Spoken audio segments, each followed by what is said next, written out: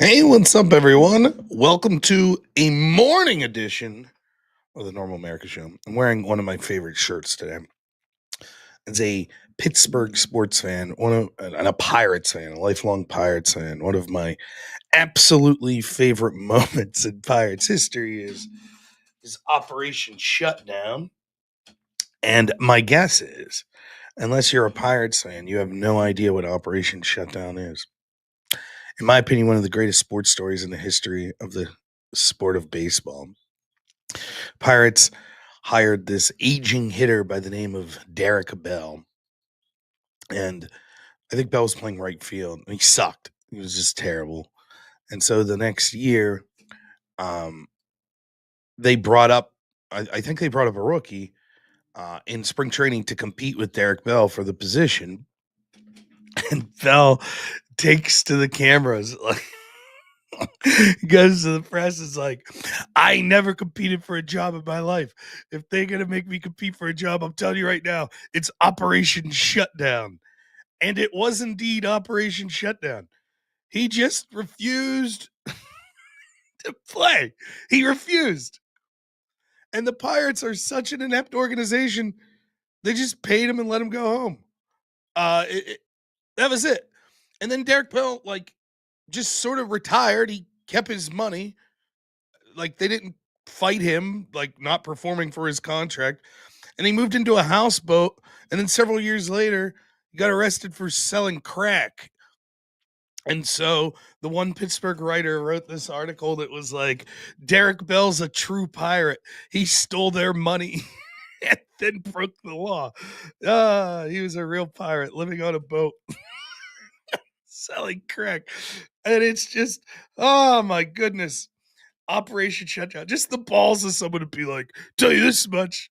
They're going to make me perform against someone else. It's going to be Operation Shutdown. So all throughout my life, like my wife will be like, all right, gonna take out the garbage. I'm like, it's Operation Shutdown today, baby. I'm not taking out the garbage. So there you go. There's your fun Pittsburgh fact of the day. If someone tries to get you to do something you don't want to, just declare Operation Shutdown. It works every time. I assure you. Ask Derek Bell. I don't know if he's still alive or not, but there you go. Anyways, we'll have a special show today with hardly anyone watching because I'm doing it at 9 a.m. That's okay. I can make a fool of myself then, right? Mwah. We're doing call-ins today. I don't know how many we'll get, so if we get zero, then you'll deal me talking about uh, whatever I deem necessary for the next 2 hours, which is a little hard because I've done absolutely no viewing of anything politically related for the past few days. I thought I was going to do a debate last night, and it turned out I had the date wrong. It's next Thursday, not this Thursday. So I streamed for like 3 hours. People called in, and then from there, I went to bed. I watched the Plankton movie with my wife and son until he fell asleep, and then I switched it up and fell asleep watching Seinfeld. Uh, yeah, make a fool of myself. So a normal show, right? Exactly. Something I'm good at, right? I had someone message me. I thought this was funny. So this guy they called in last night to debate Jola. I enjoyed talking to him. He got a little smug and arrogant in the middle of it, but it was fun.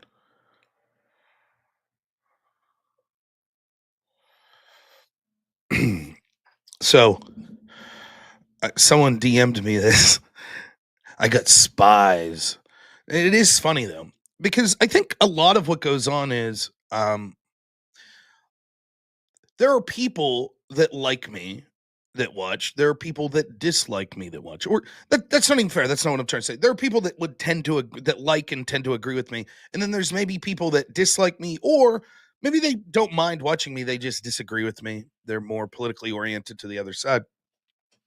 And this is true of like a lot of streamers. What happens is you have members of your audience that are then members of other people's audience on the other side. And it's like, it reminds me sometimes of being like in elementary school where it's like, oh, Tommy said something about you at recess. I heard it. Right. It's like that. So you'll have people message you all the time, like, see this clip? This person talked about you. Did you see that? Or, did you see this Reddit post? This person was talking about you. And I always think like, well, how did you see that? And it must be that they're organically in the audiences of those other people. Uh like HN was on here the other day and he was like, why did you throw away your friendship with Connor? It's like, "Well, I think I had a friendship with Connor." The other thing is, like, just real quick about the Connor thing. I don't think that people get this. Like, I think Connor's a grifter. I don't think Connor's a real conservative. I I, I don't really have animosity to Connor though. Um, it'd be like the equivalent of like you're talking about sports and you're like, I don't know, just pick a player at random, you know. You're like, I think Lamar Jackson sucks. I think he's a terrible player for X, Y, and Z. And people are like, oh, why do you hate Lamar Jackson like as a person? It's like, well, I didn't say any of that. I'm just talking about his performance. Like, I don't care. Like I've said a bajillion times, Connor seems like a good husband and dad. To me, that's more important than politics. He's making money doing politics. People do that. Whatever. I don't really care, but so I don't know where this idea comes from. It's like if anything, Connor is way more hostile to me than I am to him. I've just been like criticized him not being a real conservative. Him and his wife like constantly call me homophobic slurs and stuff that'll get me banned off platforms of like Twitch if I allow them to say it about me, I guess, while it's on channel. Uh, it's just yeah, I mean, there's the idea cause my channel gets suspended. Whatever though. I'm Twitch, whatever. What can you do? But it's funny. People are like, "Oh, like, what? Why are you? What? Why are you so like aggro against them?" It's like I'm not really. I do bring up the Ravens. I'm actually a big Lamar Jackson fan. I think that's why I bring them up a lot. I think that I would like to see him perform better in the playoffs, but I think he is, to me, one of the most exciting quarterbacks to watch in the league. And I think that he rightfully has a chip on his shoulder because um he was pigeonholed as a glorified running back. And I think he has an incredible arm and he is certainly a tremendous athlete. So when I think of quarterbacks in the league now, I know everyone goes to Mahomes, and Josh Allen is also very good, but I love watching Lamar Jackson. Granted, I watch Lamar Jackson more because if I watch a game, it's probably a Steeler game and they play the Ravens twice a year. But yeah, that's why I bring up the Ravens so much. So there. I hate the Ravens though. Don't get me wrong. Uh, he's better than Vic though because I think he's better at the passing portion. He could be a better pocket passer than Vic. Vic certainly was exciting though with his running. Anyways, the reason I bring up that Connor situation is because you got this guy HN who's watching me and then watching Connor, and he'll be like, "Oh, Rob said this about you," or "Oh, Connor said this about you," and it's like, yeah. So, anyways, getting back to the point, someone sent me this last night, and I bring it up because it's illustrative of how this particular person operates. So here we go. Uh,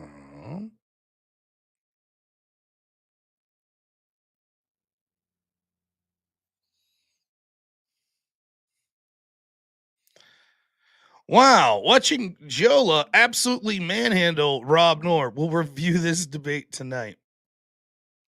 Our friend Pisco. Um, I think. What do you notice about this post? Do you notice anything interesting about it? He's watching Jola manhandle Rob Nor. That was the person I talked to last night. Danny, you seeing this? Does anything stick out?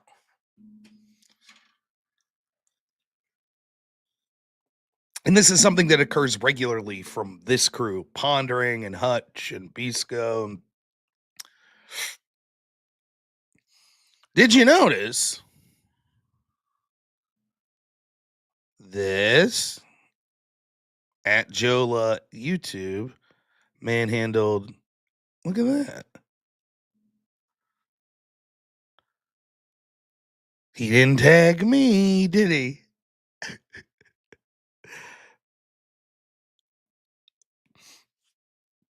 It's always the way. Like, not always, but they do that so many times. Those progressive victory folk and like the live and learn folk. Jola did not manhandle me. I don't think he did particularly that well. But apparently, Bisco did do a 3-hour video analyzing the debate.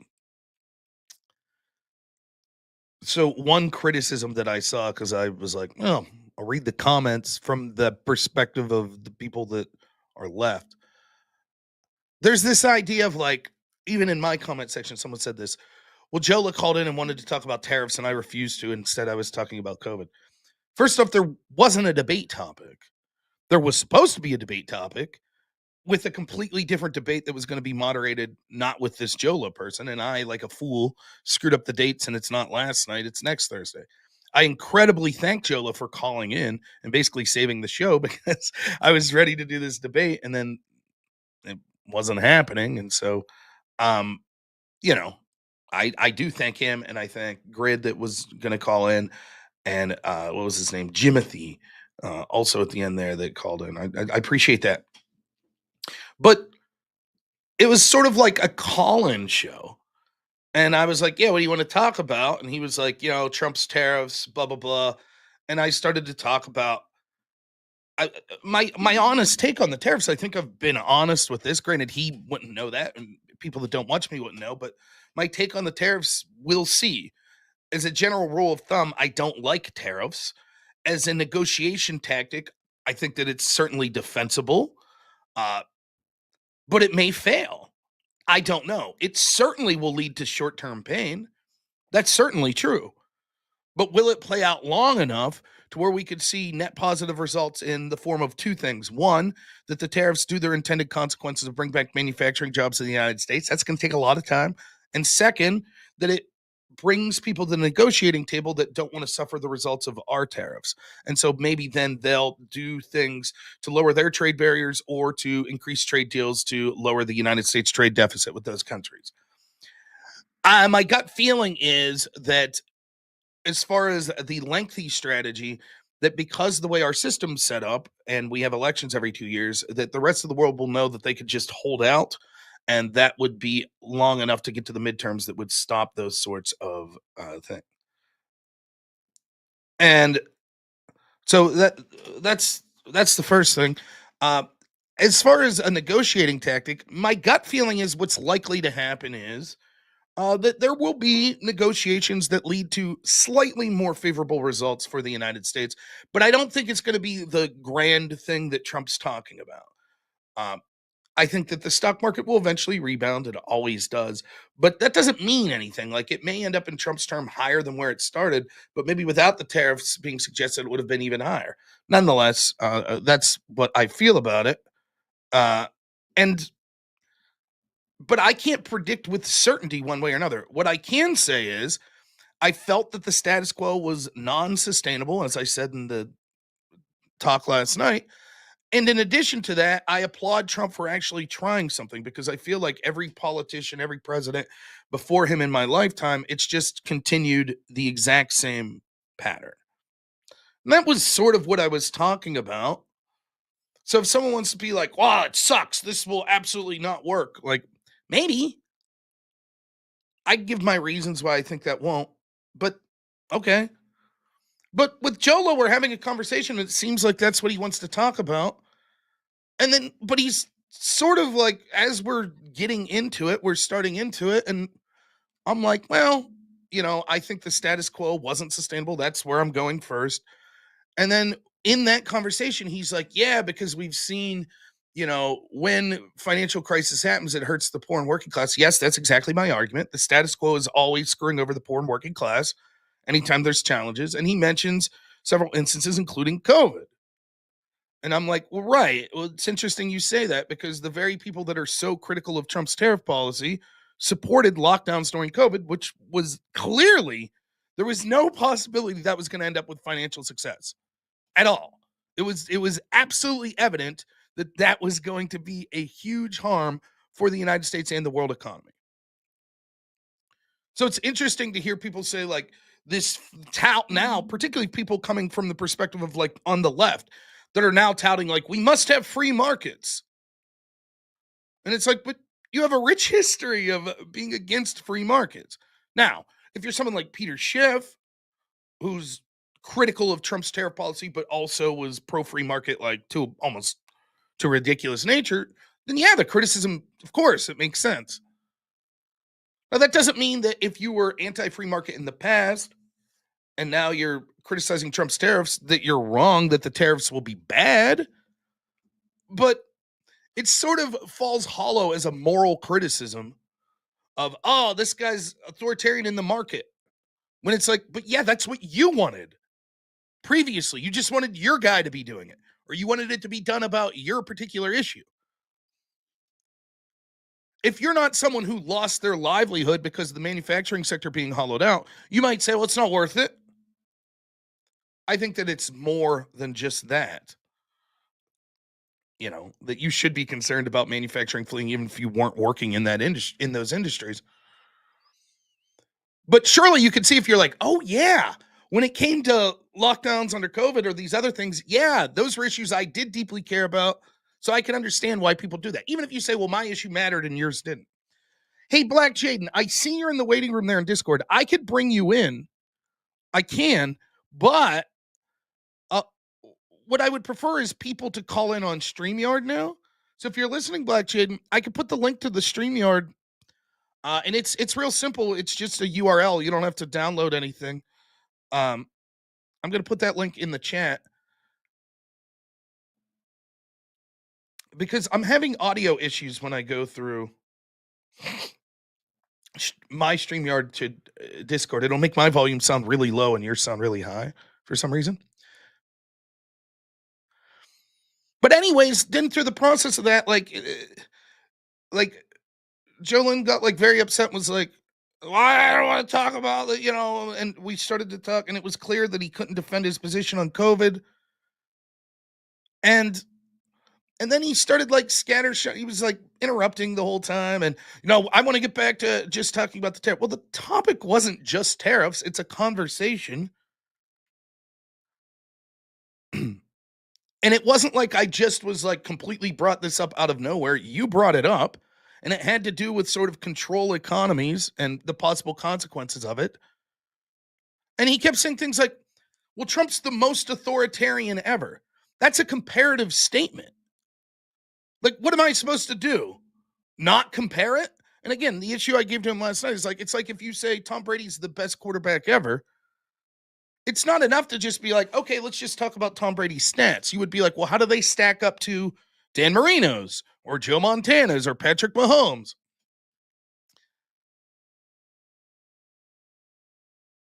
So this idea that like I was running from the topic is nonsensical. And then he kept switching. Like it wasn't like he was just talking about tariffs. He kept wanting to talk about like this Colombia thing. Wasn't that him running from the topic? If that's going to be the big criticism, oh, it was supposed to be about tariffs, but he's talking about Colombia.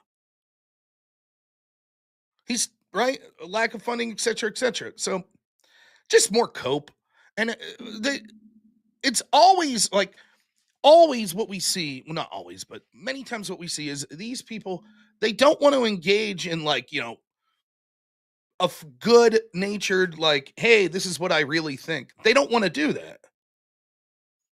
Instead, it's like, oh, I'm going to win this argument. Trump bad. I have to win the argument. Trump bad. And the irony is, if you listen the whole way through that discussion last night, I'm actually critical of Trump quite a few times.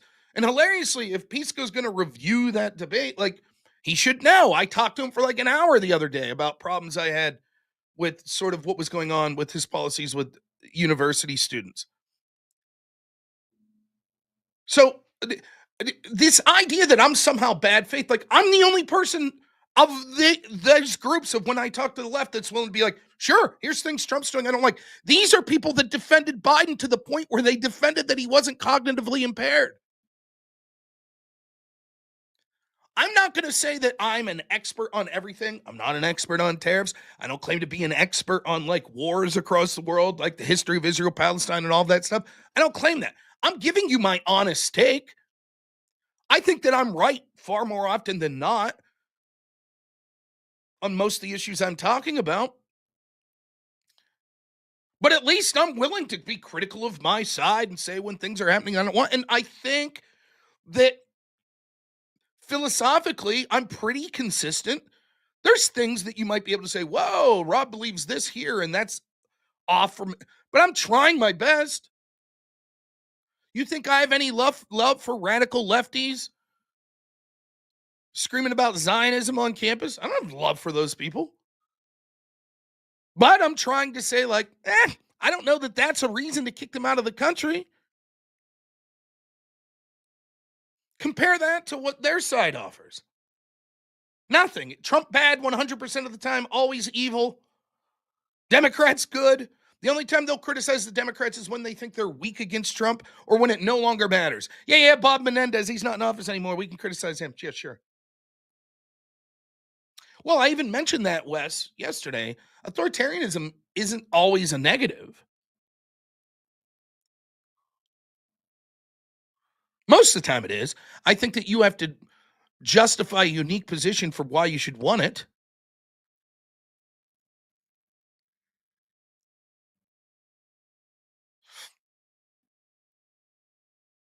All right. Black Jaden's calling in. Let's do it. Hello, sir. Hey Rob, how you doing? Not bad. How are you doing today? Good to talk to you again. Good, just hanging out with my kids. My mother's over here watching them right now, so. Oh, awesome. Yeah, I have my exciting day involves doing my taxes after this. But then after that, my son's going for a haircut, and then we're going out and doing some fun stuff in Pittsburgh. Haircut time. Yeah. He hates haircuts, so. Oh no. I guess I just want to ask you a quick question. Obviously, the hot talk on Twitter, X right now, and Facebook and other things is tariffs and how the down trickle effect's going to affect, poor and lower class Americans, which is me and you. We make under $100,000 a year. We're considered poor in this country. But do you think, even if I know Trump suspended the tariffs for 90 days, blah, blah, blah, even if the tariffs do go through, do you think that we will feel the effects of it at the lowest class? Like, do you think that the most of the cost will get absorbed somewhere in the chain, or do you think we will feel the full, 30% tariffs effects? I don't think we'll feel the full effects of that, but we will feel probably a disproportional effect of that.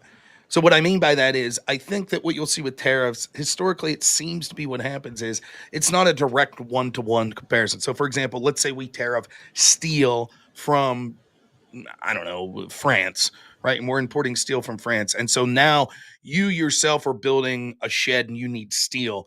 And that tariff's 30%, we'll say, and you go and buy this steel from this French company. Is it literally 30% more expensive now?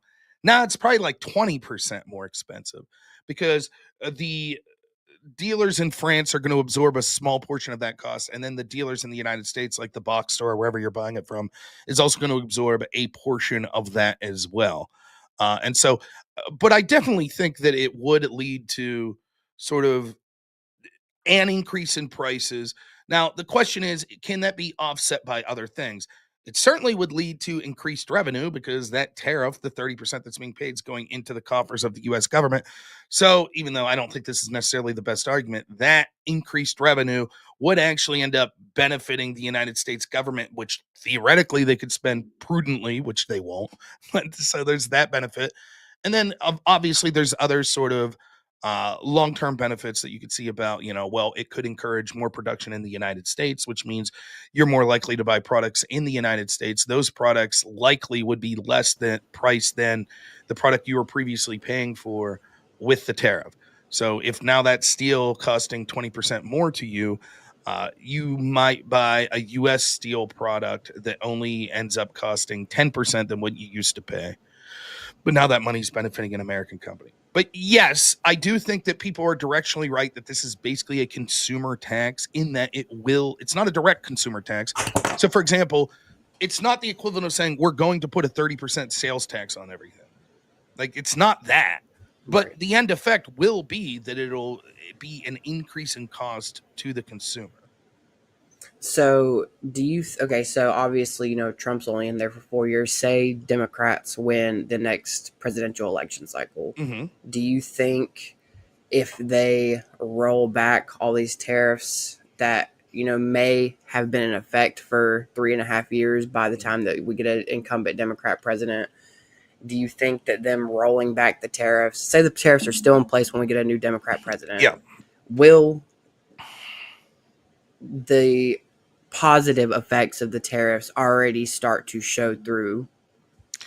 Yes, but how much is the question, right? Because the biggest positive effect that you're looking from the tariff, well, I guess it's a confusing point, but like there is the idea that there are people within Trump's circle that think that trade deficits themselves are bad. So you could say, if they're correct about that, the positive effect of eliminating trade deficit, I guess theoretically could have happened.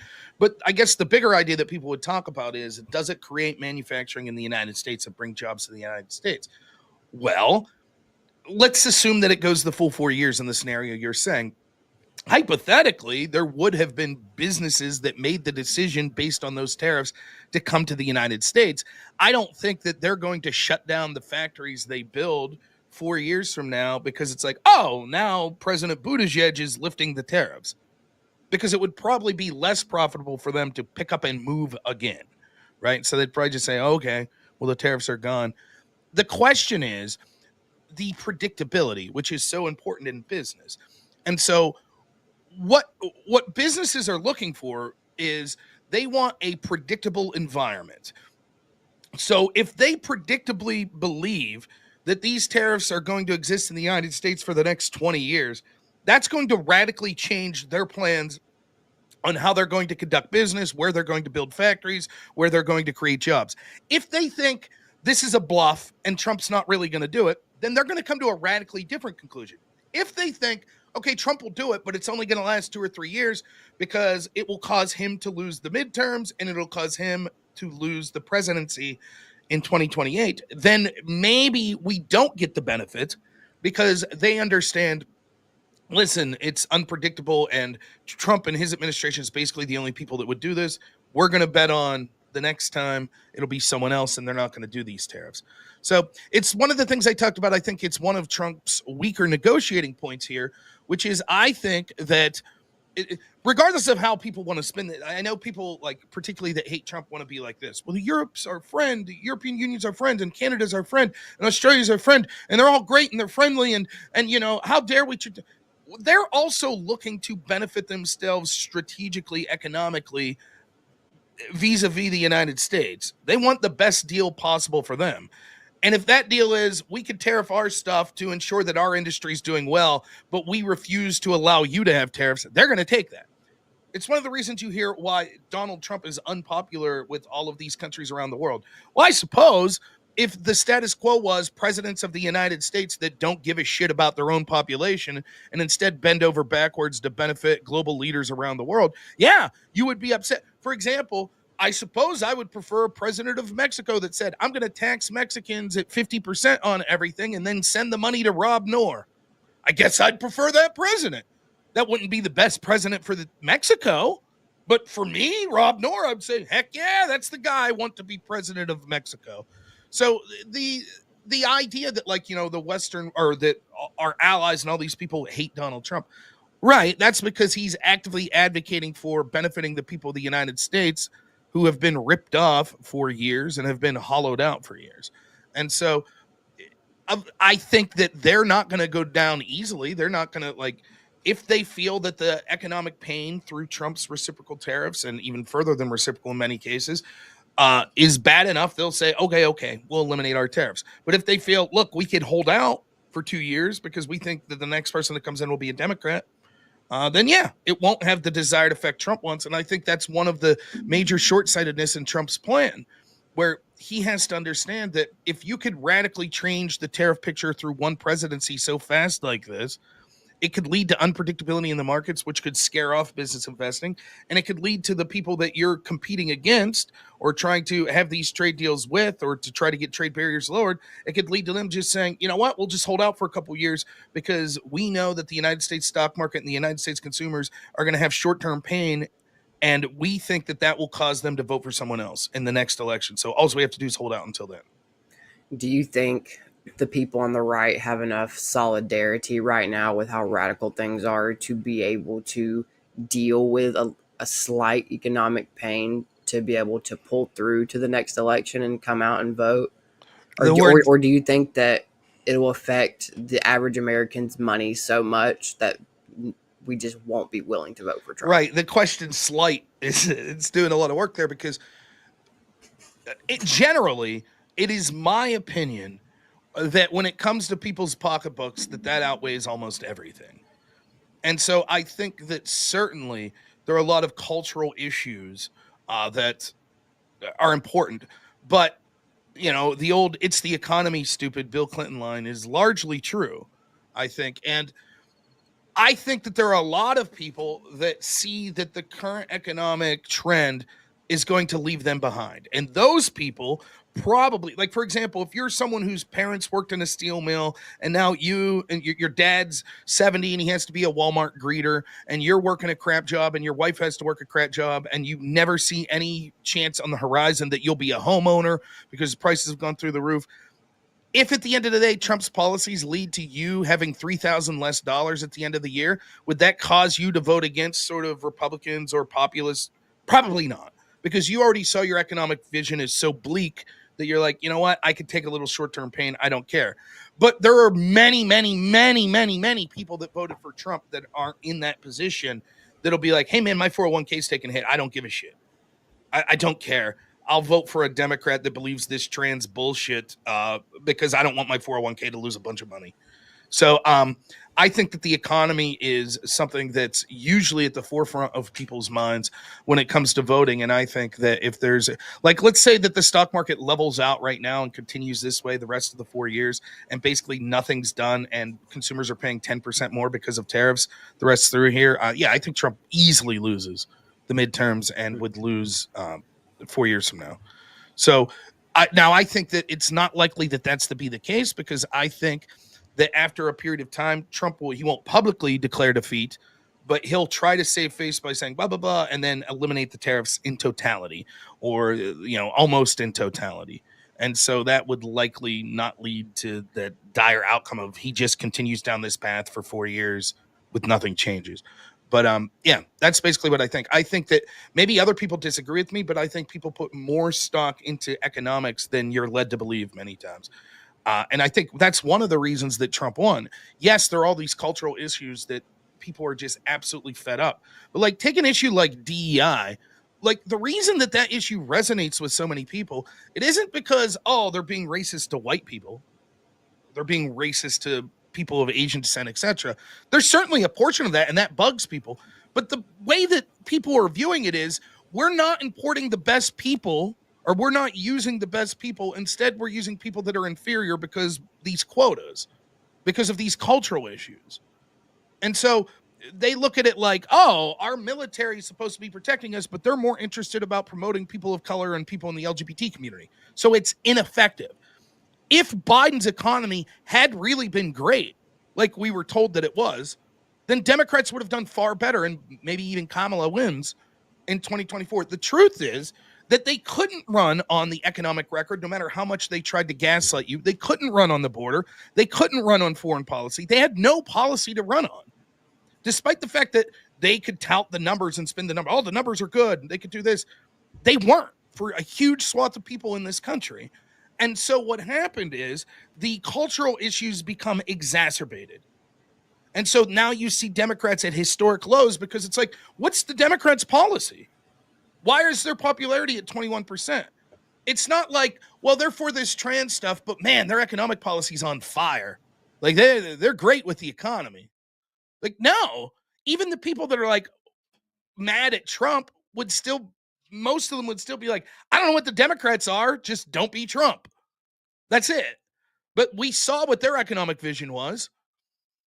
And so, for me, I think that the economy is a big, you know, a bigger factor than sometimes people would have them believe. So I think the economy is the biggest factor for people who don't really follow politics to a huge degree. I personally, when I was 18, I was in 2016. I was 18, so that was right as Trump was coming into his first term.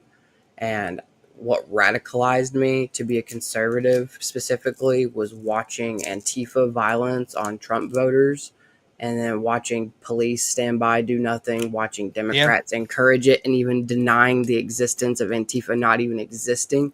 Top Democrat officials in our government denied that Antifa existed when they have rallies, they have meetings, they have an organization that's funded.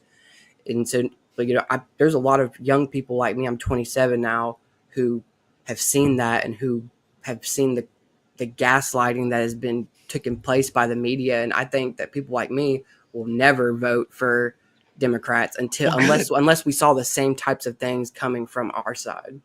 Well, look, good. I don't know how.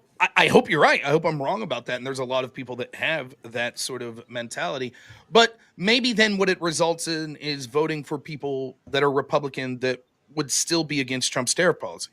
And one of the interesting things I think, again, to go with sort of the debate last night and all of that stuff, is I will be willing to call out Trump when I think that he's doing wrong. Oftentimes, you see that it's the exact opposite when it comes to the other side, to the point where they all had to like mindlessly zombie say, "I don't see anything wrong with Biden's cognitive decline. What are you talking about?" Right? That's the story they had to parrot for 4 years. That's how pathetic and how bad they are. The truth is, when it comes to like the tariff policy, like let me just ask you, and this isn't a trick question. Just give your honest answer. Who do you think is Trump's most important ally on his team right now? JD Vance. Okay, that's probably a good answer. Who would you put as number two? Um, Maybe Pam Bondi, and then third Elon Musk. I would say Musk is probably top two, Yeah, right? But but do you not feel like that's overinflated by the media? Like I know that Elon's working with Trump, but I feel like Elon's more focused on the Doge side of things, and he's just getting media spotlight because of who he is, and people like yeah, to be like, "Oh, President Musk," and blah blah but I blah. think Musk is, I think the Doge stuff's so important to what like sort of the idea of draining the swamp, that by default, and the fact that Musk has X and all this, I think by default it puts him as very important. Anyways, Musk clearly hates Trump's tariff policy. Hates it. Right? Right. Now he's sort of hinted at it. He said a little about it. He's directly attacked Peter Navarro, who's the person on Trump's team that's the most aggressive at pushing for tariffs. But the big thing you have to know, if you ever want to know what Elon Musk thinks, go to Ian Miles Chung's X feed, because he's literally just a little lapdog for Elon Musk. His entire career is just, I need to kiss Musk's ass and I hope that personally he don't helps. like Elon that Oh, he's much. terrible. So just watch Ian, like every 10 minutes will be posting on X every day now about how bad Trump's tariff plan is. Because he could say it, but Musk can't. Now, Musk could kind of say it a little. But the point I'm trying to bring up is there are people within Trump's team, there are people within the Republican Party that will disagree with him. And I actually thought it was interesting when you had the press secretary the other day was asked about, what do you think about Musk and Navarro fighting? And she was like, yeah, Trump doesn't mind. He likes when people disagree. He thinks iron sharpens iron.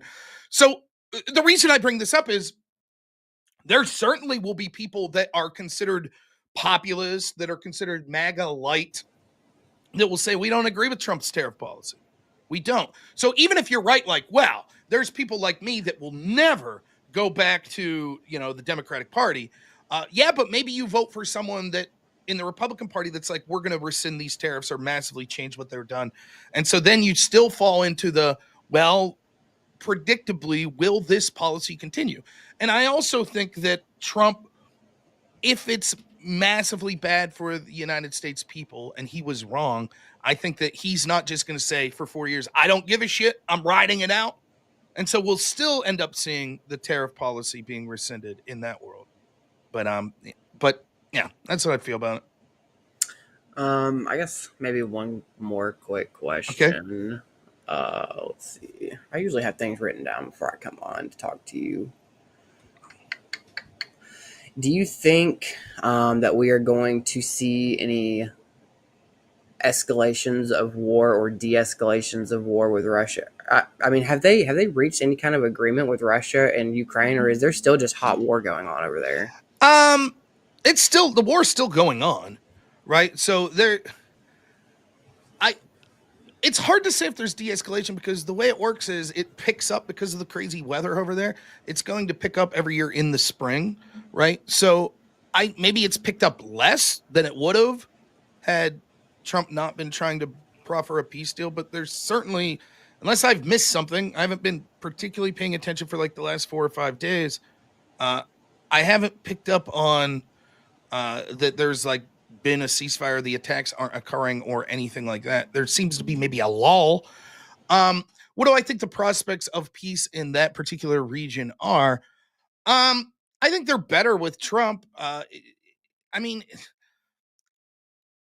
I don't know. I hope that cooler heads prevail. Maybe I think what Ukraine has going against it is as other issues come to the forefront, sending a ton of money to Ukraine is going to have less and less importance. And if that money is not going to the Ukraine from the United States or from Europe, I think that Ukraine then finds themselves in a position where they can't continue the war. Of course, then they'll have to negotiate from a weaker position. This war is being continued because the West wants it to continue. We saw the New York Times story that broke. It's actually insane. It's behind a paywall. I need to bring this up, but I heard people talking about it yesterday as well. So this New York Times story apparently is like actually the Biden administration lied. The U.S. was involved at nearly every stage of this war early, including not just providing weapons, but providing intelligence and directions to attack Russia inside the country of Russia. And apparently, in this article, it claims that a CIA assessment said that they believed that if they attacked Russia inside of Russia, that there was a 50% chance of a nuclear retaliation. And they did it anyways. Now, you might say, well, I don't believe that. I don't believe that Russia would retaliate. And maybe you're right. I think people are too flippant to say that. But what matters is the people that were making the decision claim that they thought there was a 50% chance of nuclear retaliation. And they did it anyways. And for what? What did we gain by continuing the proxy war against Russia, having Ukraine, use our assets to have Ukraine attack inside Russia, knowing that there was a 50% chance that maybe they'll launch a nuclear weapon back? Like, I think that we are ran by insane, crazy people that I are mean, pushing us to. the only answer to that question is Ukraine's resources. That's the Well, only thing yeah, that but we're I mean, is after. it worth 50%? Sure. 50% chance of the end of No, the world? And I don't no. think people realize, like, again, like I've talked about this since the onset of this war. Like the narrative that you hear from people, it's always contradictory when it comes to the Ukraine situation, right?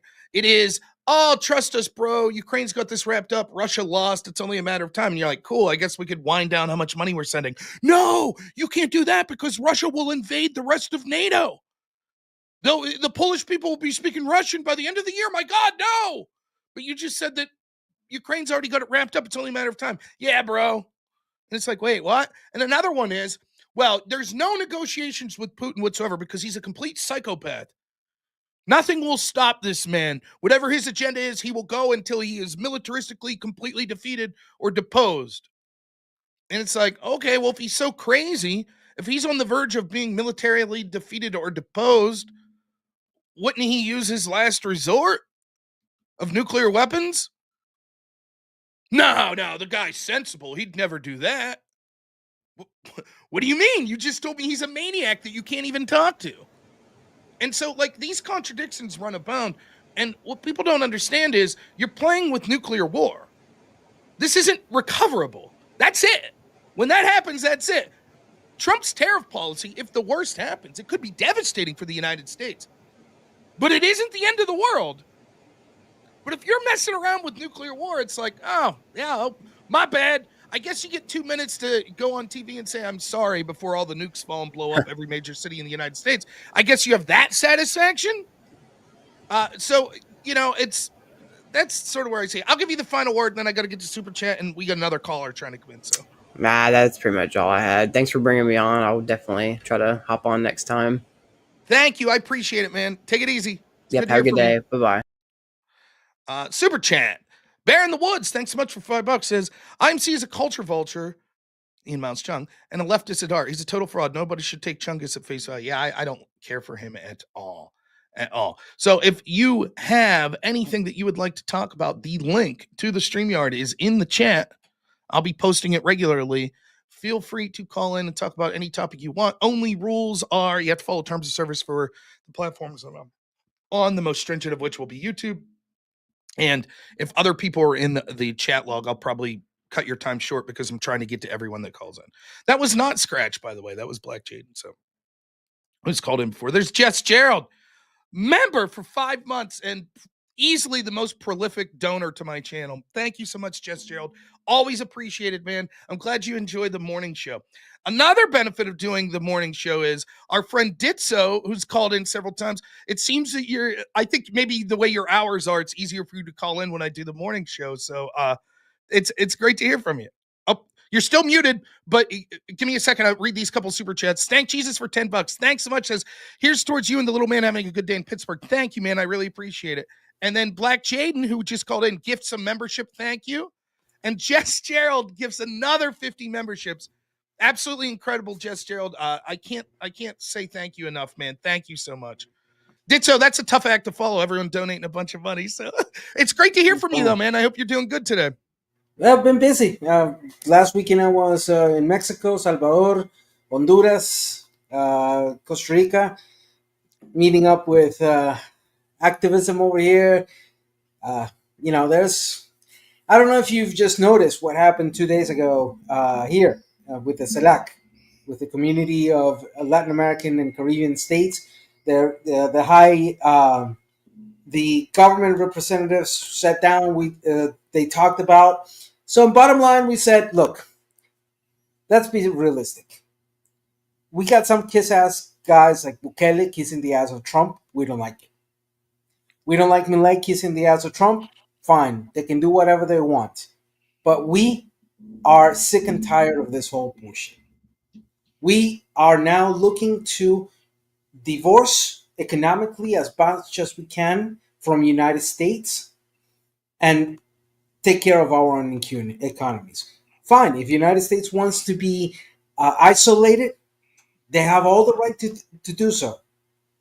But isolation doesn't mean control over us in any way, shape, form, If or I manner. if I can, because I think both me and I'm thinking my audience. When you're saying us, what you're talking about a group of like Latin American countries? Latin American, yes. Okay, that's what you're talking. So where was this meeting held? There were leaders from Latin American countries. Like, give me some example of some of the countries. Tegucigalpa. It was in Tegucigalpa, Honduras. It was the ninth meeting, the ninth cumbre de representantes de gobierno, ninth session of government representatives of all Latin American.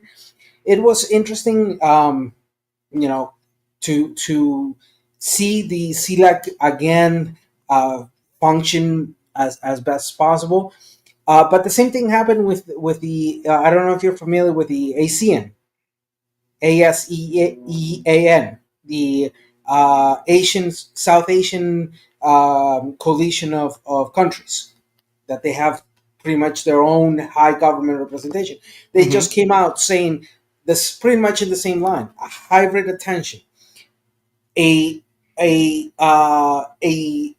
unitary community stand that is a hybrid motion. If each country wants to do what they want to do for their own interest, it's fine. But as a community, we respond very strongly against this whole thing about tariffs, etc. So, just to be clear, all of the countries that are talking don't have any tariffs against the United States, correct?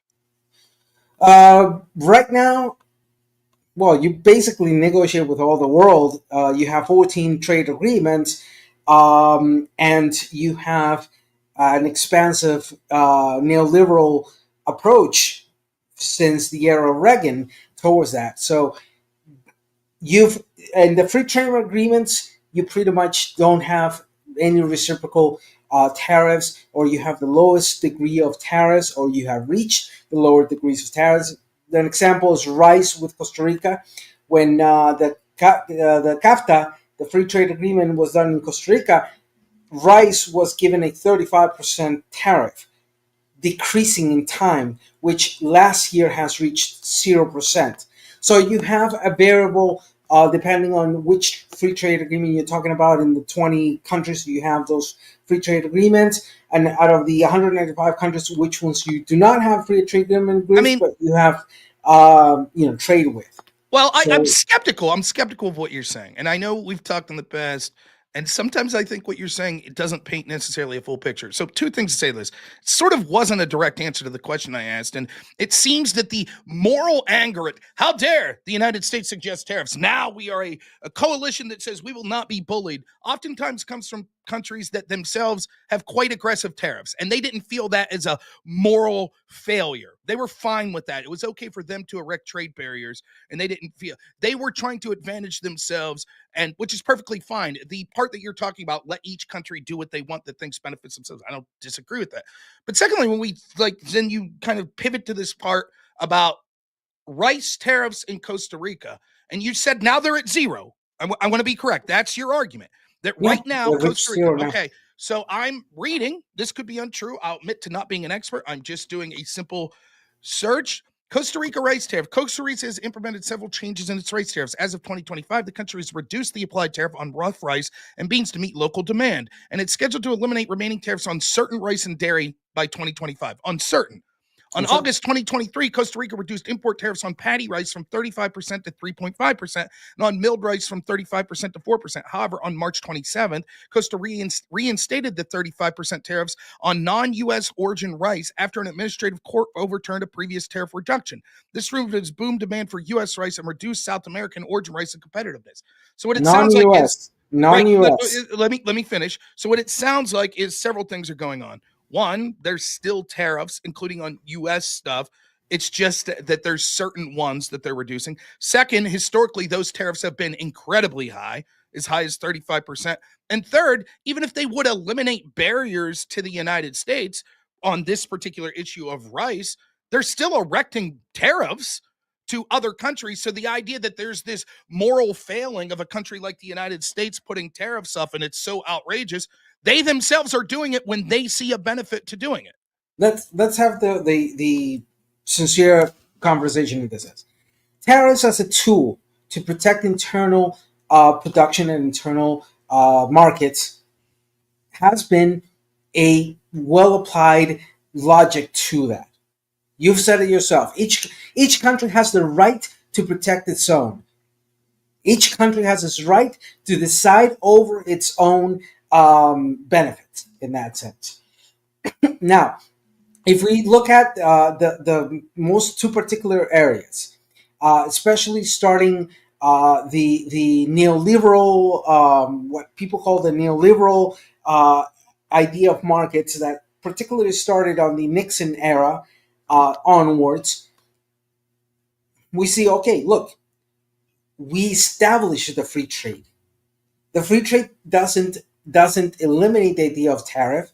It reduces it to maximum expression as long as the products that are coming in fulfill, for example, on food. I think you would agree. If you are importing food, the basic things that you need are that food is not going to get your people sick, that food is not altered or bad for health in any other way, that there are standards of quality and standards of assurance that that food that it's being imported is going to be safe. Can we agree on that? Sure. Who defines what's safe? Do you think the food in the United... Right. So the problem is that people will disagree. If the United States, for example, says, well, we think this food's perfectly safe, and Costa Rica says, we don't think this food's safe, from the perspective of the United States, they are going to look at that as an unfair trade practice. Similarly, if the United States did that to Costa Rica, you, who has a hate boner for the United States, would say, that's the United States. You do. Yeah, that's the United States engaged in unfair practices. For example, if the United States came out tomorrow and said, we find that the governments of Latin America, many of them are actually dictatorships that are paying near slave wages to many of these. Therefore, we're denying any imports for Costa Rica that sells $9.5 billion because of their unfair labor practices. You would say that's outrageous. But I could say to you, but hypothetically, don't you think that a country has the moral right to fight back against things they see as like slave labor? And Oh, you would but say, that well, I is guess, but I just disagree with should that.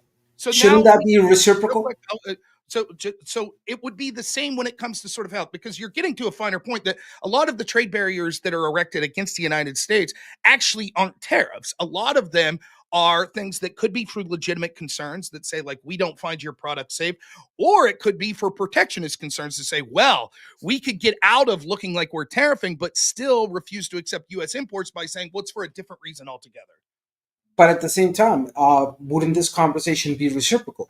Wouldn't the complaint say that United States erects trade barriers against the products that are being made in other countries for similar concerns? Therefore, if we're talking in a good faith, strict sense, then we are accepting that this is a reciprocal attitude of countries towards each other, and that this is not the discourse that we hear today, United States and Trump playing as a victim, is completely false. Well, no, it's That let me explain why it's not false, right? The tone of saying the United States is a victim, technically, you're right.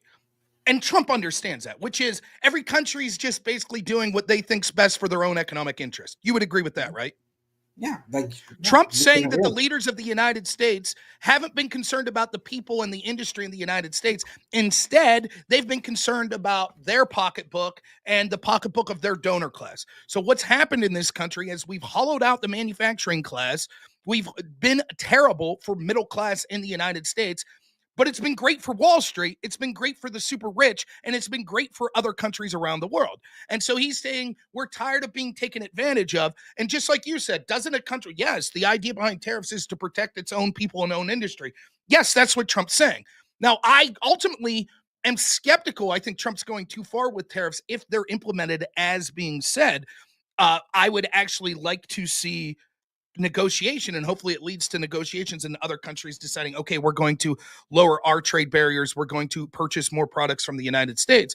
But you give the moral justification why, if Costa Rica does that, if Mexico does that, if Venezuela does that, you're like, yeah, totally makes sense. But when the United States does that, you're like, we've had enough, we're not going to put up with that. That's fine. I Well, don't disagree that you should have that moral right as these countries if they feel that they're getting a bad deal from the United States and they say, therefore, we're not going to trade with the United States. That's fine. The problem for many of those countries is going to be that maybe, and we'll see, maybe Trump will be wrong about this. Trump's betting that the United States negotiating leverage is higher now than it will be in the future because it's not sustainable for the United States. The debt's going to continue to spiral out of control. The dollar being the world reserve currency means that more and more countries are going to own portions of the United States by investing here, as opposed to in the 70s when the United States was a net investor in countries around the world. We're going to continue to be relying on everything that's important manufacturing from countries, many times which we see as hostile countries like China. And so the best time to negotiate to try to switch that trend that's going is now. Because if we wait 10 years to do it, then we'll be in an even worse negotiating position. And so we'll see. It's now a game of chicken. Can Latin America come together with Asia, with Europe, and say, screw the United States, we're going to cut them out and we're not going to deal with them anymore? it, Maybe, so but let me maybe not. attend the points you made. Um, let me put it in very simple terms. What baffles me is that the United States has in place 14 trade agreements that were precisely negotiations to lower trade barriers, make it easier for the trade to happen between countries. The majority of those areas are, the closest countries to you, Canada and Mexico, then Central America, the Caribbean, then you have several trade agreements with countries near Middle East, and then Asia, and Japan, the conditional free trade agreement that you have. So here's the riddle. How is it that in the past 40 years, or a bit more, these free trade agreements have been established by the United States, and now the story is that it has been unfair? So here's the thing. The problem, or the argument of saying, we're trying to reset global trade status quo, what has been for the past 40 years. Because we feel that we have been unfairly treated, it can also be said as a too cocky argument. Yeah, we Latin America and Asia and Africa have been unfairly treated by the United States in the trade agreements by them trying to flood our markets with their products. So again, in that sense, there is you do say that. You do say that, and the people you support. No, wait, but you do say that, and the people you support do say that. Like, the logic you just said then would be no Latin American country ever has the right to complain about anything the United States does to them because it was all baked into the cake. They knew what the United States was doing and yet still voluntarily entered into these trade agreements. So therefore, if they had a problem with U.S. involvement, like as a shadow government or anything like that, they had their opportunity to not enter into this. But the fact that they did means, hey, I don't want to hear them complaining. Now, your career is largely, doing things where you say that larger countries like the United States have exerted improper outside influence on these smaller countries. So you're actually contradicting everything that you stand for.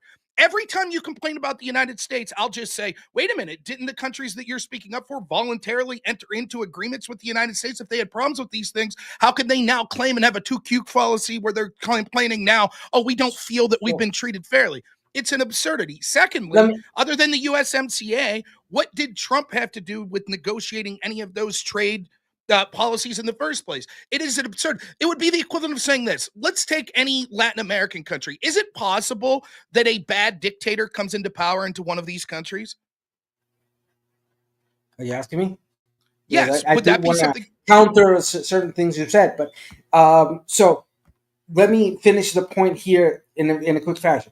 See, the problem is that from a rhetorical standpoint versus of what has happened, it clearly indicates to us that Trump administration has no clue where the hell they're standing. And to add insult to injury, the fact of the systematic insults and the systematic,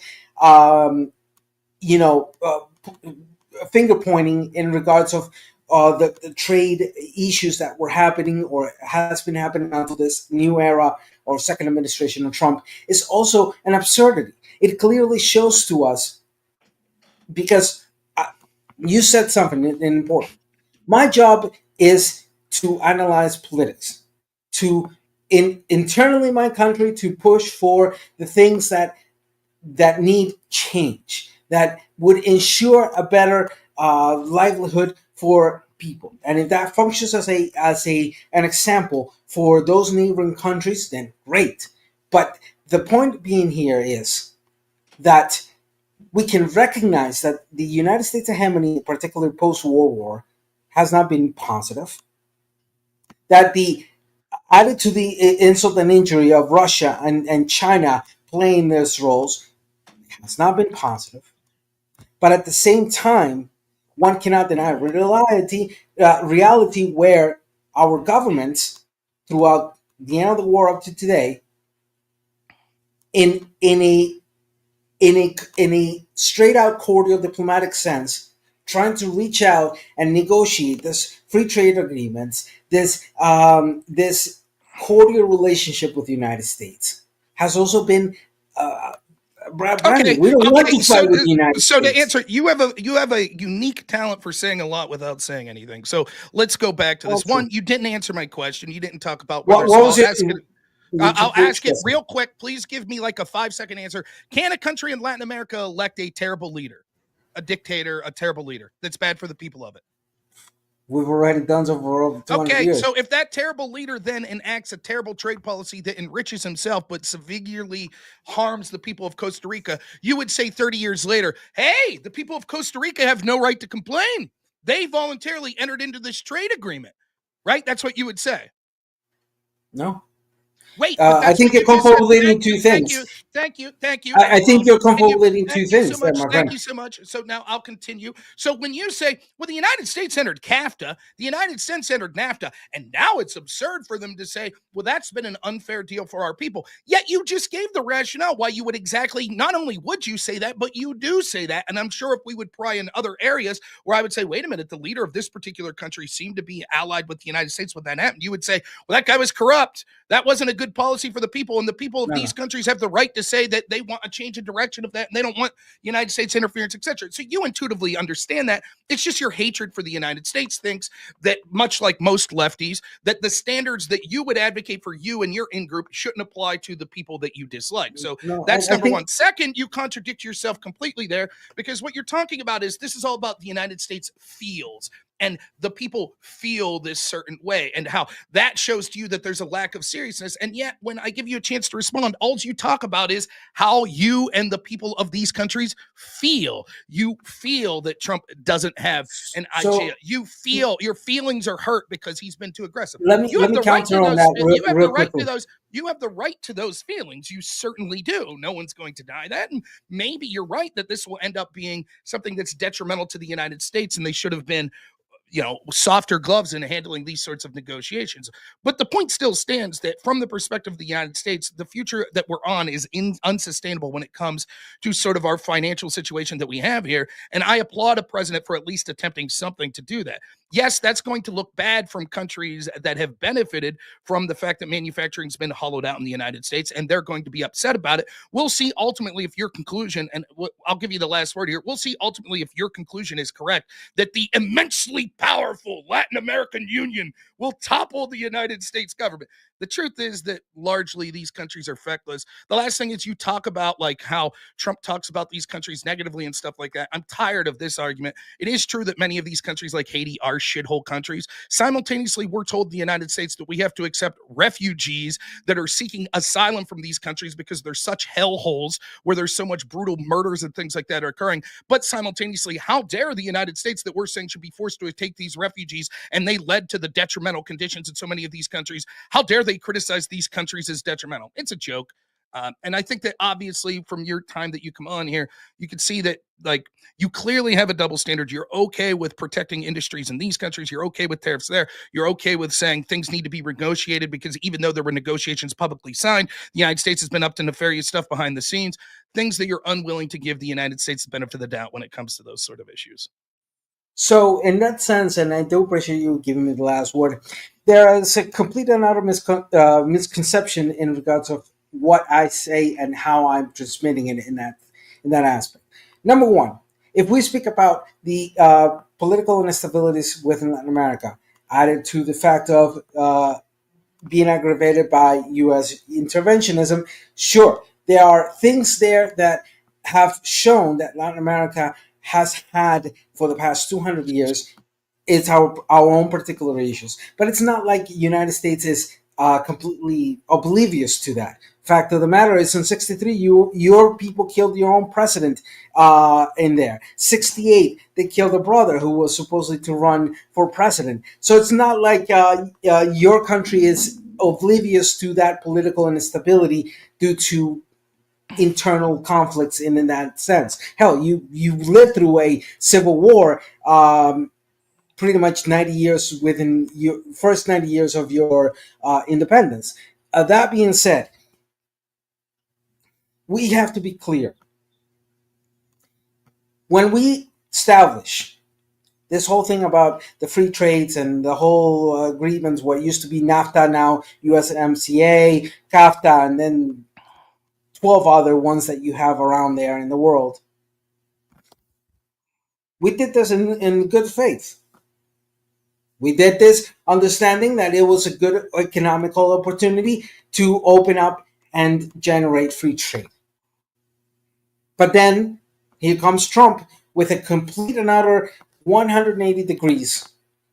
Sure, I can tell you, we told, and many of us, when CAFTA was being negotiated and ratified either in the United States, in Costa Rica, or throughout Central America, that there were problems with it. That there were issues that would affect both of us in the sense of our farmers, our manufacturer, etc., etc., etc. But those criticisms fell on deaf ears, pretty much deaf ears of the neocons at that time, and now deaf ears of the MAGA world.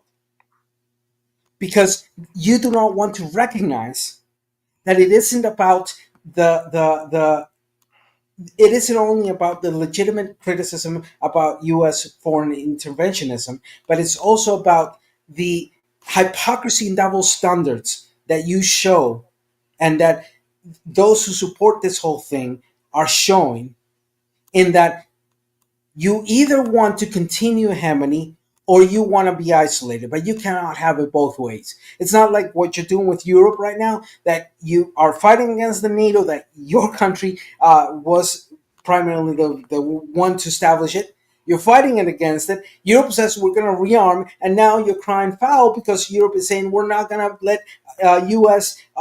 Military companies participate. We don't want to buy things off the United States. Since you want us to rearm and want us to deal with our issues, we'll buy from somebody else, and we have a right to decide that. But now look at that double standard on Trump.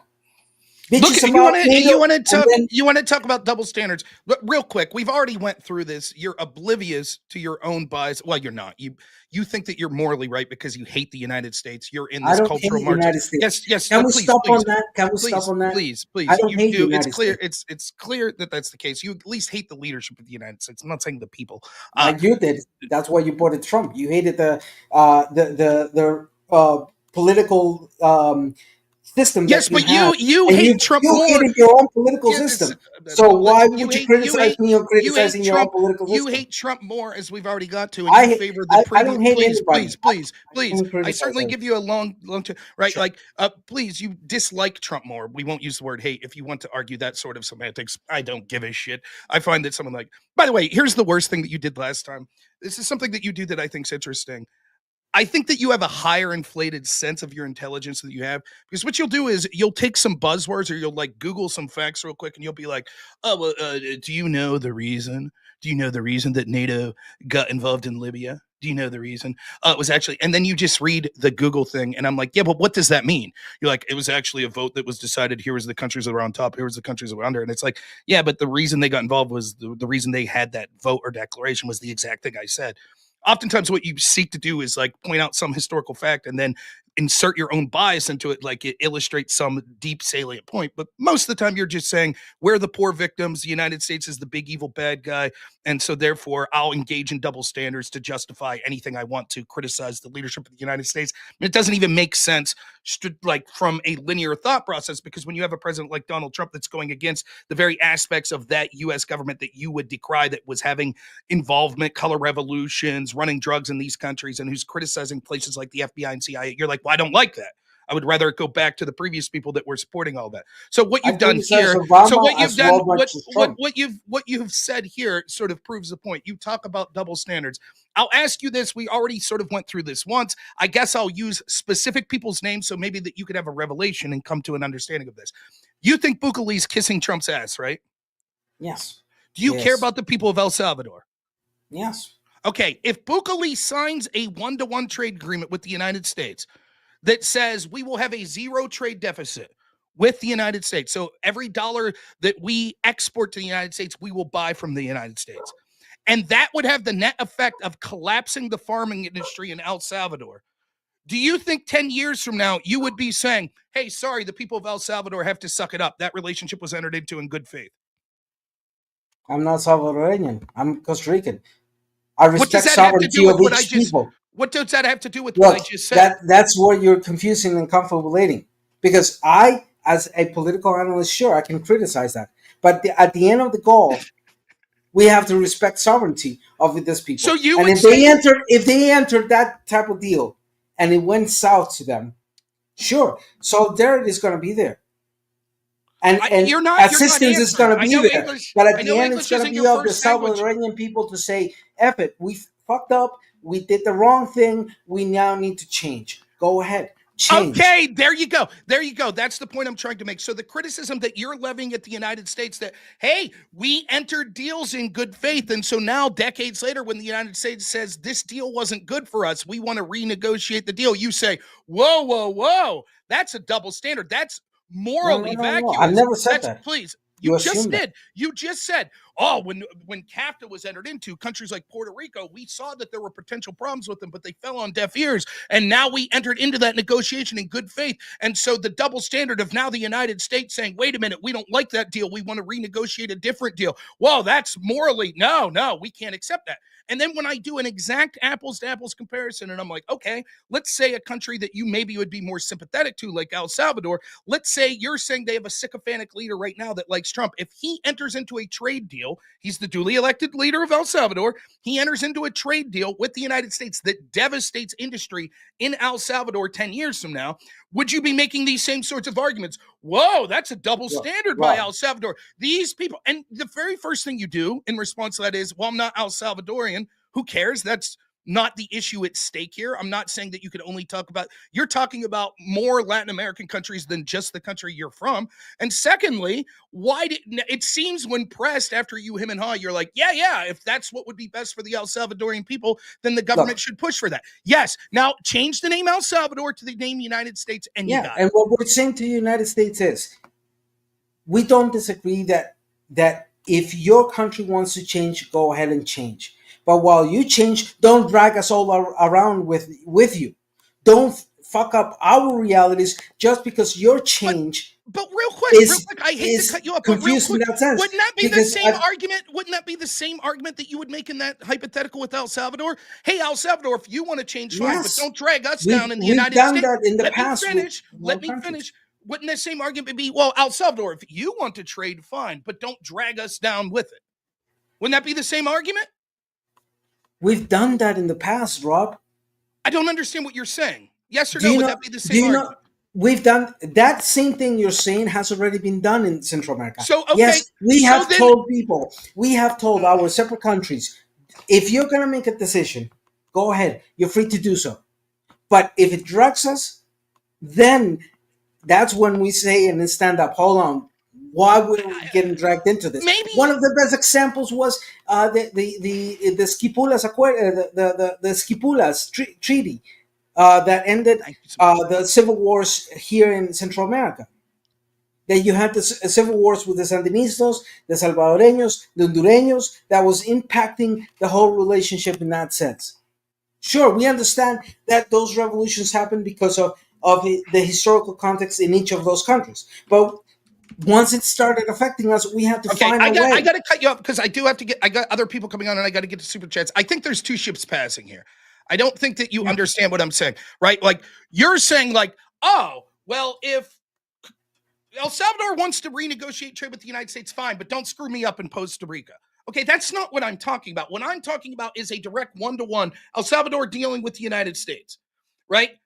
I don't disagree with you that from the perspective of someone who's Costa Rican, they should say, hey, we don't care what, our neighbors, maybe that we're even more friendly with, want to do with the United States. We're going to go our own way. I completely agree. Every country should be like that. In fact, that's one of the reasons that I despise the EU, because it's taken away national sovereignty for unelected officials that make the decisions for people in the countries of, all those in the EU.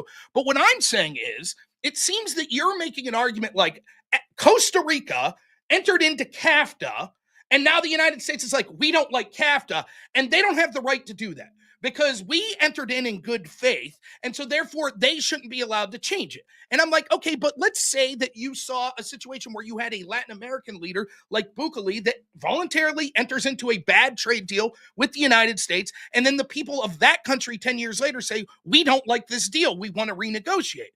And your response is like, well, but don't bring us down in Costa Rica. Yeah, but okay. Do you agree with Canada's reaching out to the WTO, the World Trade Organization, and asking to open up a arbitration and a conflict against the United States for its tariffs on steel and on cars? And if after that due process, Canada beats the United States and it reverts to everything pre-Trump, So would you agree that each country has the right to reach out in a due process and say, we have this conflict, this shit happened, we don't like it, it's affecting us? Yes, everyone has the right to Okay, reach out who they want. The so United States has the right to say, kiss our ass, we don't care.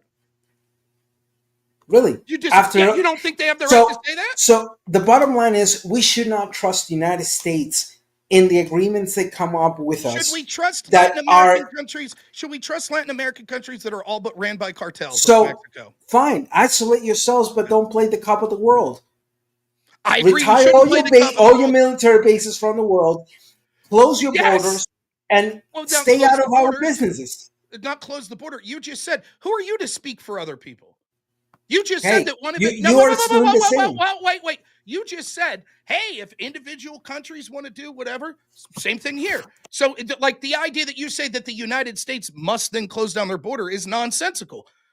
Even if you're pissed off and you somehow represent the people of Costa Rica, okay, fine. You don't have to trade with the United States, no problem, right? But you can't then demand because of that the United States no longer be allowed to trade with anyone, and they must close down their borders. But the rest of the stuff you're saying, I agree with. We shouldn't be the world police. That's part of the reason that this tariff strategy is being employed, that the rest of the world is taking advantage, particularly our allies, of the United States defense and how much we spend on defense. And they expect the United States to be the world police. And they expect the United States to be the dollar reserve, the world reserve currency. And that portions of the United States are being bought by foreign powers, and that the people of the United States are suffering, the middle and working class. And so we need a radical departure from that. The truth is that this departure would take away the current neo-world order that is doing so much to disenfranchise countries like those in Latin America in the first place. But you foolishly are short-sighted and will say, well, no, we have to maintain the status quo order, except when you don't feel like it. And then all of a sudden those trade agreements in the countries that were, quote, negotiated in good faith, I never said that. You assume you'll that. still say the last thing I'll say here is, right, like that. It's weird because we agree on a lot of like the criticism of the United States government and stuff. But the difference is, I will accept the fact that each person from each individual country should want leadership in that country that is out for helping the people of their own country.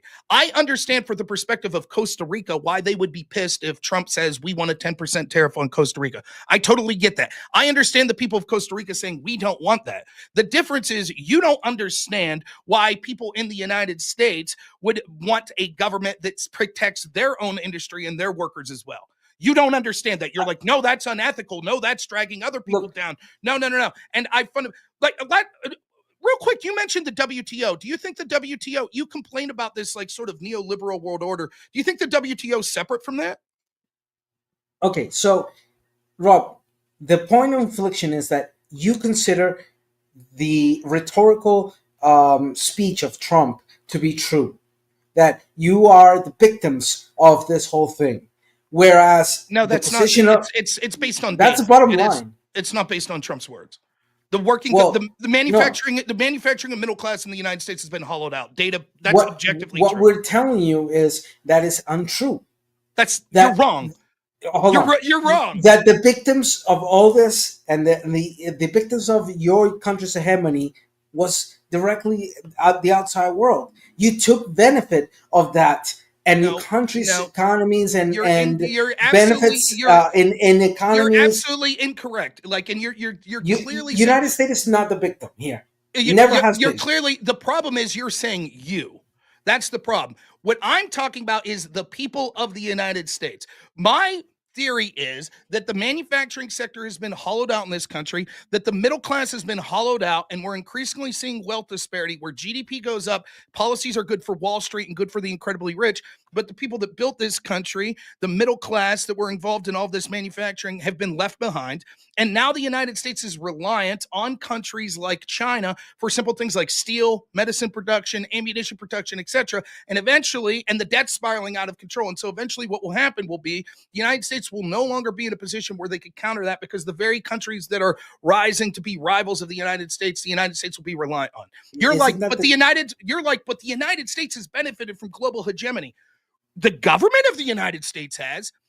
The people, the globalists that don't care about the United States or Europe or El Salvador or anything, they massively benefit. Is it true that there have been other victims to these people? Of course it's true that there have been other countries that have been victims to these people.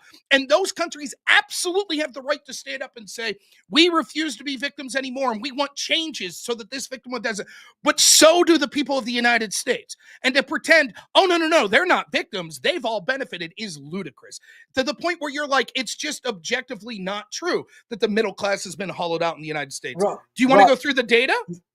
You sound like a leftist. You just gave the leftist whole point of aspect. So here's the thing, Rob. What are you talking about?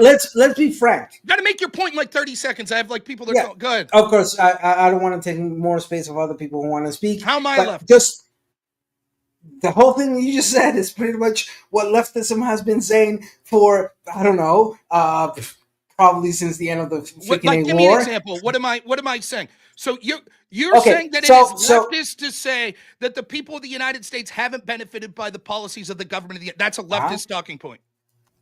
It's exactly the same as leftists are saying, guess I don't or what you call leftists. I disagree. In that sense, I disagree. Right? That but to the extent that it is a leftist talking point, is it true or not? Yes, that's exactly the same thing I've heard of. Okay, so it's so-called it leftists is in true. the United States. Why do I give a shit if it's like saying it's like when I debate people and I say things like, well, there were biolabs in Ukraine, and they say, well, that's a Putin talking point, and I'm like, yeah, but is it true? And they're like, well, yeah, it's true.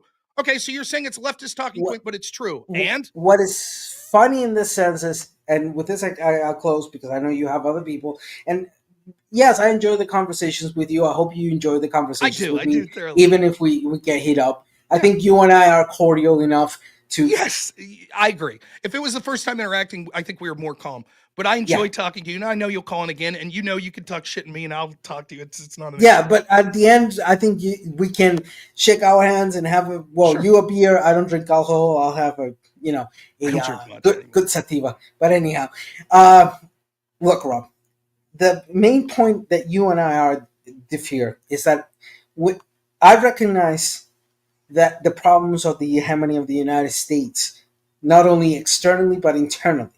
I recognize that your country, as such, since the end of the war to today, even before, was the globalist. Your country, United States, is the globalist enemy.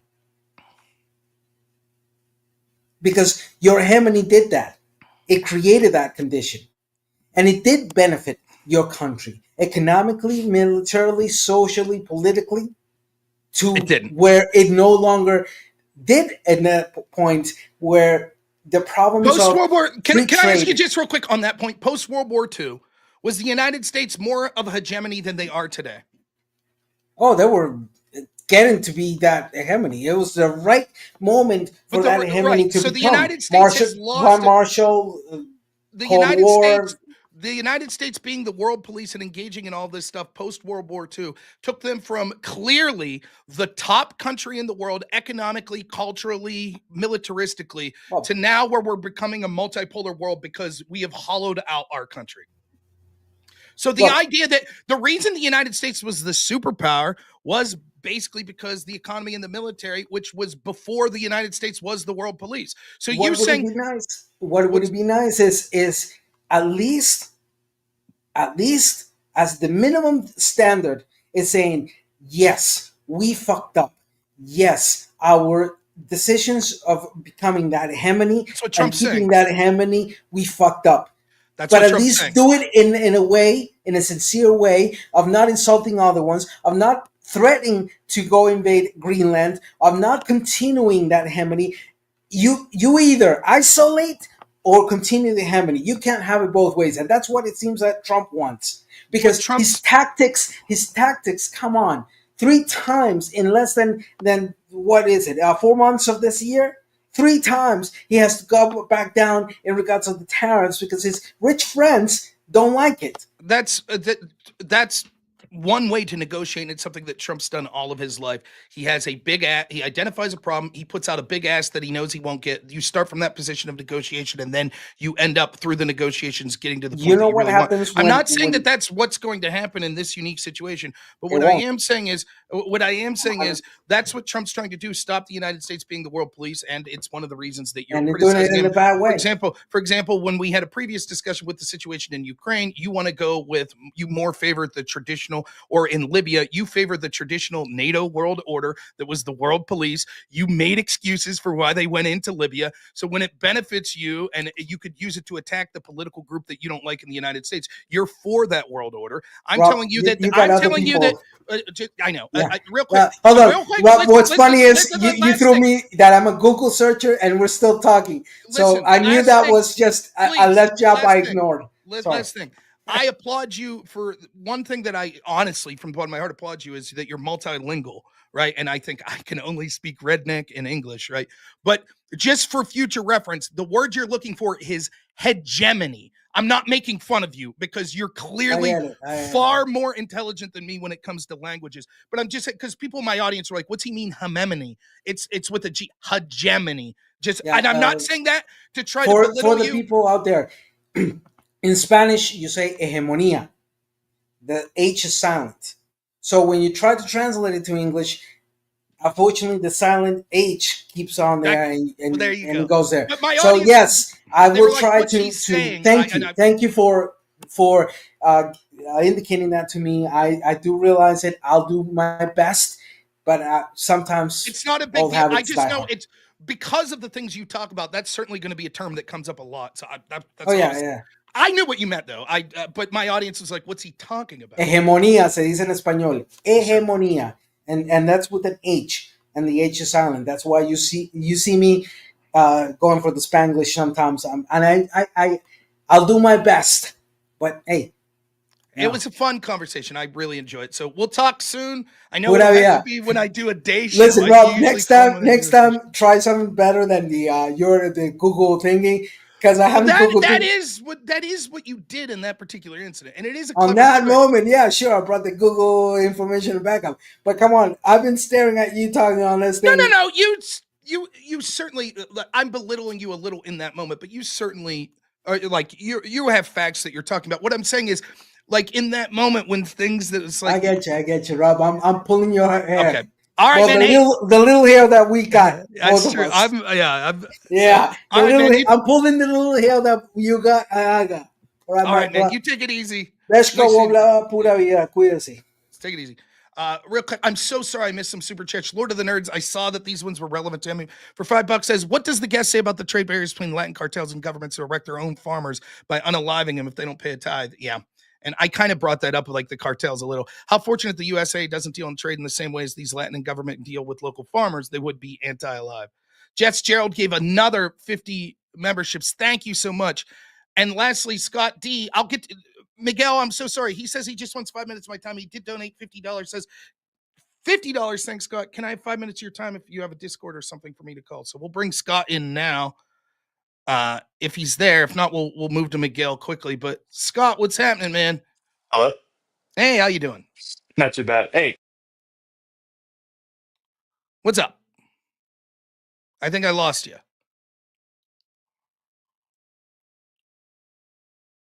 Hello? Oh. Can you hear? Now I can hear you.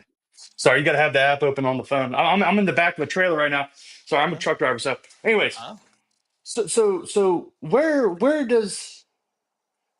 do people from other countries like Canada, England, South America, all those countries come off by putting this moral high ground of, well, you can't put the tariffs on us when they have a crazy amount of tariffs on everybody around here, and like I was commenting, their people are running from these countries to get here because we're so great and this, that, the other, but they want to sit here and be like, oh, y'all are the monsters, this, that, the other. Well, we're not sitting here throwing people off roofs because they're gay, and our people running from the countries because it's poor and you have cartels running everything. That's my thing about it is where is their moral high ground? Like, why do we pedestal, like put these people on a pedestal for them to talk about our country like it ain't shit. Well, here's the thing. If you get right down to it, it's all about power and self-interest, right? And I don't begrudge them. I've long since said that if I am looking at countries around the world, I'm expecting the people in those countries to take pride in those countries and want policies that are best for the people of those countries and to want leadership that represents the will of those countries. And so from the perspective of like talking shit on America, if America does something that's wrong for the, like, let's just say this hypothetically, just to clear up the point. Let's say that the United States under Joe Biden, going back to the days of Obama, they had a policy that was like, oh, and we'll just, for no reason whatsoever, send $1 trillion to Spain every year. Like, don't you think the people of Spain would be like, that's great. That's amazing. And if Trump comes in and is like, well, we're going to stop that. I would understand the people of Spain being like, well, that sucks. We don't like Trump. That's garbage. So I understand like these countries that from the perspective of the United States, certain positions, you're like, well, we think these countries have engaged in unfair practices. And so we're going to retaliate. Or even if you don't think it's unfair, you just think, look, for our self-interest, we need to do something. So this is what we're going to do. I understand that. And I understand those countries saying, well, the United States, shouldn't do that, blah, blah, blah. But the absurdity of it is, and I think what you're getting to, is this faux moral high ground. Because the truth is they would support any policy that benefited themselves, even if you thought it was, quote, unfair. For example, look at many of these European countries and the people that you hear. How many of them have spoken up about the insane tariffs against the U.S. automobile industry? Where did you ever hear them waxing about, oh my goodness, this is so immoral. How could we do this to our ally? They'll say, well, we have to protect our industries here and these certain industries, and we have more free trade in other industries that don't matter as much, and et cetera, et cetera. And the same is true of like Canada, even to an extent, right? Where Canada, one of the things that you heard over and over when people would correctly isolate, like, but look, there are some of your tariffs are like 90% tariff on like some agricultural products. And they'd say things like this. Yeah, but that only kicks in after like a certain amount. So like the first $1 billion worth of stuff is tariff free, and then it kicks in after that. Well, right. So the effect that has is the U.S. farmers don't even try to sell more than that amount because they know they would be unsuccessful. So you've artificially capped and put a trade barrier up to benefit your own people, which, by the way, you morally have the right to do. Now, it may be that it's strategically bad. It may harm the people of their country, whatever. There's a question of free trade that comes into that. But morally, yeah, if you're looking out for your country's industry, I'm not going to sit here and go, oh my goodness, that's so immoral that you put those tariffs on. I understand that this is how countries operate, that they're constantly jockeying economically, militaristically for the benefit of their own people. There are things that we could say is immoral. Like if you just decide like, oh, we're just going to bomb the crap out of this country because we want to take their stuff. That's immoral. I think we could all objectively say that's immoral. But questions of trade barriers and things like that, it's not the same. And you can see there just with Ditso, the conversation I had there starts off with this like, how dare you? The Latin American countries have had it. And so the very first question I ask is, oh, so none of the Latin American countries have tariffs against the United States, right? Well, they're not that high. Or what do you mean they're not that high? If it's a moral proclamation, then even a 1% tariff is unjustified. Why would you attack your ally? That 1% tariff, that's the slap in the face and blah, blah, blah. And then it's, well, our countries have the right to protect their industries and they're doing it in strategic ways and blah, blah, blah. And that's fine, right? But then you can't begrudge when the United States says, okay, well, we're going to try to use trade policy to benefit our people then. And where Ditso is coming from is like, yeah, but the United States government has enacted policies that have been detrimental to countries around the world for a long, long time. And so now I just don't care that the people of the United States are saying we elected someone that we think will help the middle class in this country. I don't care about that. Right. And he could say, well, but that's, so I agree with you, sort of the moral proclamation. Now, is there an argument to be made that the United States is going further than what other countries have? There's an argument to be had there. I think sometimes some of the way these tariffs have rolled out that Trump's pushed further than just reciprocal, and they've even admitted that. But I think that it's ultimately a negotiating tactic, and it's designed to get these countries that have had these tariff procedures in the past to lower them. And even the countries that have it, I think that it's just been universal. I almost think that they're sort of going for like a Bretton Woods type agreement where they want the rest of the world to come together, like as opposed to country and say like, here's going to be the new order that we have on world trade. But yes, I totally agree. I get tired of the bashing of the United States. Like Ditso's a good example of that. Like because he'll bash the United States, right? Where like, well, what Trump said about Greenland, it's like, okay, but Trump hasn't invaded Greenland, but fine, you have a problem with that. But I'm like, Ditso, I asked him last time he talked, I was like, well, Trump's like going against NATO, which, Ditso's very upset about Trump's stance in the Ukraine. There's another country that relies on the United States for their existence and belittles the United States and the leader of the United States, etc., which is infuriating. But I'm like, if you're against Trump on that and you're for Europe like stepping in, the EU, which is what he was saying, I was like, but can't you see that like the very criticisms that you've had for years are largely because of like that old world order, like NATO, like when they invaded Libya? And he was like, well, they had reason to do that. Right. Yeah. So it's okay. Like the very arguments that you're saying are like morally unjust and unjustifiable. As soon as it like goes against your current political narrative, all of a sudden it's like, well, that time or last night I did a debate where it was like, oh my gosh, it's so morally unjustified and authoritarian. Can you believe how authoritarian it is for Trump to cut off funding to Columbia University? It's like, okay, but didn't you cheer for the far more authoritarian policy of locking down people during COVID? Yeah. Well, yeah, but that was justified. We needed that. Okay, so then your problem's not with authoritarianism. Your problem's, I'm okay with it if it's for a cause I believe in, and I'm not okay for it if it's and that's fine. We could argue those causes, but don't pretend that you're anti-authoritarianism. You just happen to be like, well, it's okay when my side's doing it.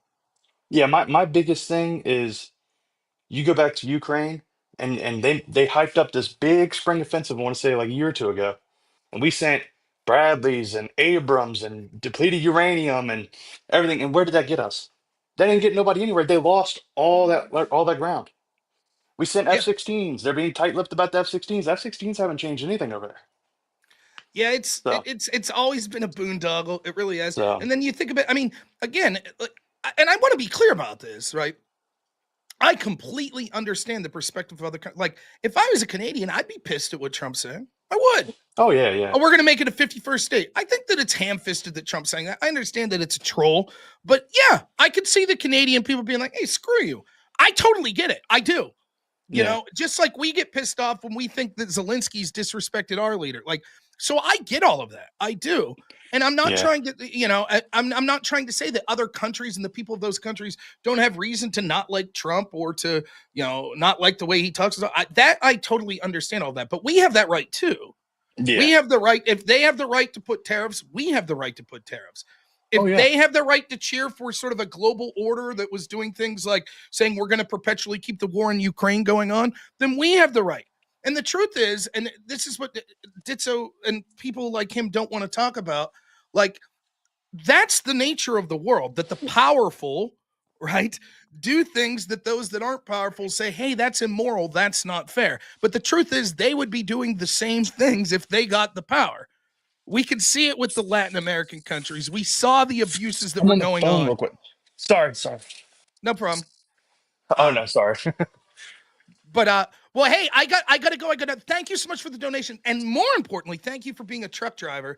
It happens to be a job that I have a lot of affinity for. My father-in-law is a truck driver. I drove escort car a few times for him. My wife did it a lot, and it's oftentimes thankless work that's getting worse and worse again because of not just regulations, but because of importation of people that could barely speak the language that are making it harder for the people in this country that are truck drivers. So. Well, I'll call in hopefully soon at some point if you have another call-in show. Y'all Yeah. have fun in Pittsburgh, and thank you for letting me call in real quick. Thank you, man. I appreciate it. All right, couple super chats, and then we'll get to Miguel.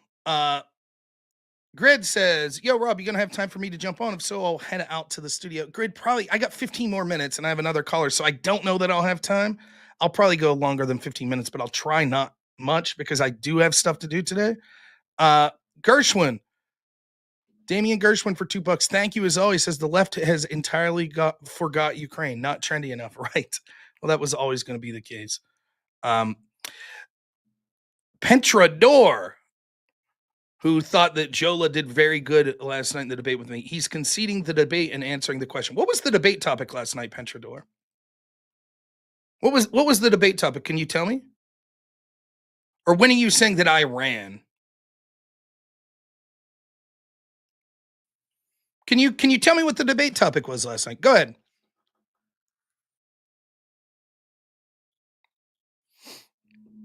I ran from the agreed upon topic of the debate. So what was the debate topic?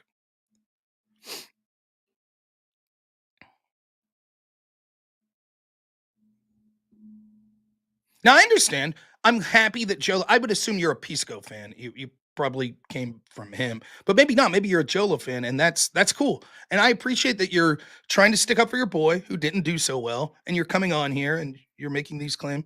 I ran from the last caller, the truck driver. I ran from the truck driver, or Ditso. I ran from Ditso. Ask Ditso if he thinks that I ran. What was I supposed to do? Talk to him for like 5-6 hours? He's the one who said, "Hey, I know we got to get going." It started with tariffs. That's right. It did start. There was no agreed upon. It was a call-in, is what it was. There was no agreed upon debate topic. It started with tariffs. That's the first thing it said. By the end of it, it seemed very little like Jolo himself wanted to talk about tariffs. In fact, he seemed to be heavily focused on Colombia. Will you admit right now, Penetra, that every time that Jolo was talking about Colombia, was talking about economic forecasts of the past during things like COVID, that he was running from the topic? Will you admit that? Will you admit that the entire spiel when Jola was talking about, oh, Trump's an authoritarian and look at what he's doing in Colombia and look at how students, that was all running from the topic, correct, Penetra? Correct, right? If the topic was tariffs, then when Jola's spending the bulk of his time grilling me, which I'm answering, about, oh, look at what Trump's doing in Colombia, that's all off topic. That was him running from the conversation on tariffs, correct? Yes or no? Now, the answer is Penetra is going to say, well, no, that was just another topic that he wanted to talk about. Right. And so when it's, oh, Trump's like a really bad guy, we could talk about tariffs and we could talk about Colombia and we could talk about this and that and whatever topic. Now he says, seems like you turned to culture stuff too. So his original argument was, I ran from the topic, which was tariffs. And so therefore Jola did so much better. And yet, as soon as I point out, oh, then you would have to say Jola ran from the topic too. He goes, yeah, but you did too. Okay, so then both of us did. What's the problem? Both of us ran from the topic, is your argument. Cool. By the way, COVID isn't culture stuff. It's offensive to say that when we're talking about people that lost their economic livelihood, that it's culture stuff. Fine, I'll just say tariffs are culture stuff. Tariffs are just culture stuff. That's all it is. Anyways, let's bring on Miguel. He's waited patiently.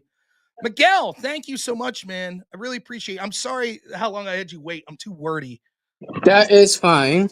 I wanted to go with the first question. There's three things I want to go with. The first question is, who you think is the best member of Trump's cabinet so far? I like JD Vance, if you would consider him as the VP, a member of the cabinet, which I guess technically he isn't, but I think Vance has the potential to be the best politician in my lifetime, or at least top two.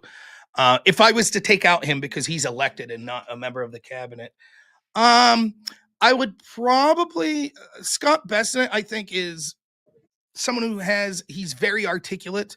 And I think that his sort of trying to calm things down and give an accurate picture of despite overwhelming pressure against him on tariffs has been pretty good. So I guess I'll go with Scott for now. Same here. Honestly, I was kind of skeptical of Scott because he did work on the George Soros for quite a long time. Yeah. But of course, I don't By the think way, he's gay, right? Don't we all hate gay people? Am I not wrong? Isn't Scott gay? Which no one gives a shit about. I didn't know that. Honestly, I didn't know that. Yeah, but I think he is. But it's just funny because we're told like, oh, MAGA, blah, blah, blah. And I think a lot of MAGA people think he's doing a great job. So we have gays and trans and other LGBT within MAGA, so like, and we have no problem. Like Blair White, maybe Dave Rubin to some extent, and now Scott Bessent. Like Scott has been one of the most, I guess, probably the true MVP of this administration. Which honestly, I don't think anybody expected that. yeah, Given, I agree. given the fact that he was a George Soros work, he messed around with currency. He knows how currency works. He knows how financing works. He knows how, like, the whole shtick of the economy works. So I guess we just kind of underestimated him. The another one I say that also been kind of okay, I didn't expect him to be this good, but it was Marco Rubio. You can probably say that he's a neocon. I was super skeptical about him because he's a neocon, but so far he's been doing just fine. Yeah, I mean, I think that so there's two things to say. There's what are people doing behind the scenes, which oftentimes it's difficult for us to parse out. But as far as the communication to the public, I agree. I think Rubio's been very good. Now, is Rubio behind the scenes pushing towards policies that maybe I'm not in favor of? Like maybe he's pushing towards more favorable policies to, be more Israel. aggressive posturing towards Iran or something, maybe. But as far as being an effective communicator, and oftentimes it's difficult for someone who's had a career in politics up to and including running for president himself to then take a role where he's basically a voice for someone else's agenda. Now, presumably, Rubio's part of that agenda, don't get me wrong, but he is the voice for Trump when it comes to sort of the issues he's talking about with, foreign policy. So I agree. I think Rubio sounded really good. Yes. The ones I can definitely say we have the most hype for when it came to the cabinet picks, Cash Patel and RFK. I think they've been the most let down than anybody else. RFK's been terrible. RFK was supposedly gonna like do all this stuff about health, that and then, like, what's the salient issues that he's been talking about? Jewish people being harassed on Anti-Semitism. campus, and it's like, Yeah. what? What does that have anything to do with what we said that you were going to be that everyone was excited about? So and Kash Patel. I mean, I don't know. It's a gut feeling. I like Kash Patel. I think that he's probably hamstrung a lot by Pam Bondi, who's his boss. I could be wrong, but that's how I feel. Nonetheless, we are results driven, and yeah, I'm very unimpressed. I'm unimpressed with Jensen being appointed one of the chief, like going after January 6 people. It's just appointed by Koch to a high position. That's absurd for someone who at one point said day one, if he was in office, he would disband the FBI. Doesn't seem that that's the direction things are going. No, Now, could honestly. things turn around? I suppose, Yeah, but it's still too as of early right though. now, yeah. Yeah, it's still too early. We're only like in April, and he's been there since January. I mean, we could probably give it another year or so because the midterms is next year. But I'm Right. just saying that I think so far the people that we was hyped for the most have been the most let down, and people that we underestimated have pretty much been the MVP. It's not a bad. I don't disagree. And directionally, I think you're right that the people that I can't say it any better, so I won't. So yeah, I agree. And a second thing is, I think when it comes to tariff policies, you could probably say it's a huge gamble because obviously the current system is unsustainable. I think even Scott Besson said that, with Social Security, is probably going to go into defunct or insolvency by 10 years. Like the current system that we with neoliberalism is just not sustainable. And it's funny because I have gotten into arguments with Sitch and Adam, mainly Sitch, defending this crap, saying, "Oh, it's libertarian." That's not libertarian. I don't. What this idea that neoliberal is libertarian? Who thinks that this is libertarian when certain people gets to go on the top and pretty much control the entirety of industries and control what happens, especially that they don't give a crap about Middle America, which I do live in Middle America, Nebraska, for that example. Yeah, And I think that it's an interesting point, right? Like, so I'm just a simple redneck, right? Oftentimes, I think these labels, like people have these very more nuanced and understand view of what it is. Like when I hear someone claim that they're a Marxist, well, what do they mean? Well, they might mean 10 different things. Well, I'm a Marxist Leninist, or it's the same with libertarian. Like libertarian's a broad reaching. Like a lot of people claim to be libertarian with different viewpoints. I consider myself libertarian adjacent, but when I talk to people that are actually like what I would consider true libertarians, like ANCAPs, right? Like it's funny because those people, no one's going to question like the bona fides of someone like Casimir or Fabian Liberty as far as like being against our government, right? And like sort of the state. And when I talk to someone like Casimir, I haven't talked to him on channel, but he has a similar position to me. We do not have a free market right now. It is not sustainable. And so, yes, doing something that is also anti free market like tariffs, certainly we would say that is not a free market maneuver. But in an attempt to make markets more freer, maybe that's not necessarily a bad thing. At least it's an attempt. The status quo, as you said, it is not free markets, and it's certainly not sustainable.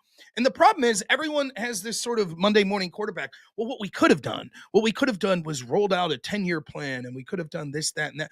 We could have, but why hasn't anyone did it? Why didn't they do it 10 years ago? Why didn't they Because do they it all 5 years ago? benefited from the same system. That's right. And so what they say is it's the same with Doge, right? Where they're like, well, the problem is Doge is too rapid, too fast. They should have done little things, little with a scalpel going in with little things. But the problem is what they're really doing is run out the clock. Hopefully they could get someone else in office that'll roll back all of this and we can go back to the status quo. I'm sorry, I'm not convinced by people that were more than fine with the status quo continuing with the unsustainability that are now saying like, well, here's how I would have done it. Here's how I would have fixed it. So the question I ask people that say that's like, okay, who were you voting for that suggested that? Who was it? Who are you voting for that had a good policy to end government waste? Who are you voting for that had a good policy to bring back manufacturing to the United States? That had a good plan to end. Thing is, there was a lot of the older Democrats like the Chuck Schumer, Nancy Pelosi have talked about, but then again, today the electorate has completely changed. So now they don't talk about it anymore because the is not popular with their electorates anymore. And That's right. A lot of the electorate that did support them, that for the cutting down government waste, now it's transitioned to MAGA because obviously the Democrats fail. Even the Republicans fail. There's complete useless. I mean, here in Nebraska, they completely dropped the ball on several things already, and this is why I can't just can't stand these non-MAGA Republicans. Even some of MAGA Republicans do have some. I do have issues with, but regardless to what, we're gonna have issues with anybody because no one's perfect. The whole point is that people have talked about, oh, we could have done this, we could have done that. You guys had the chance and you didn't. Now we are coming at the point.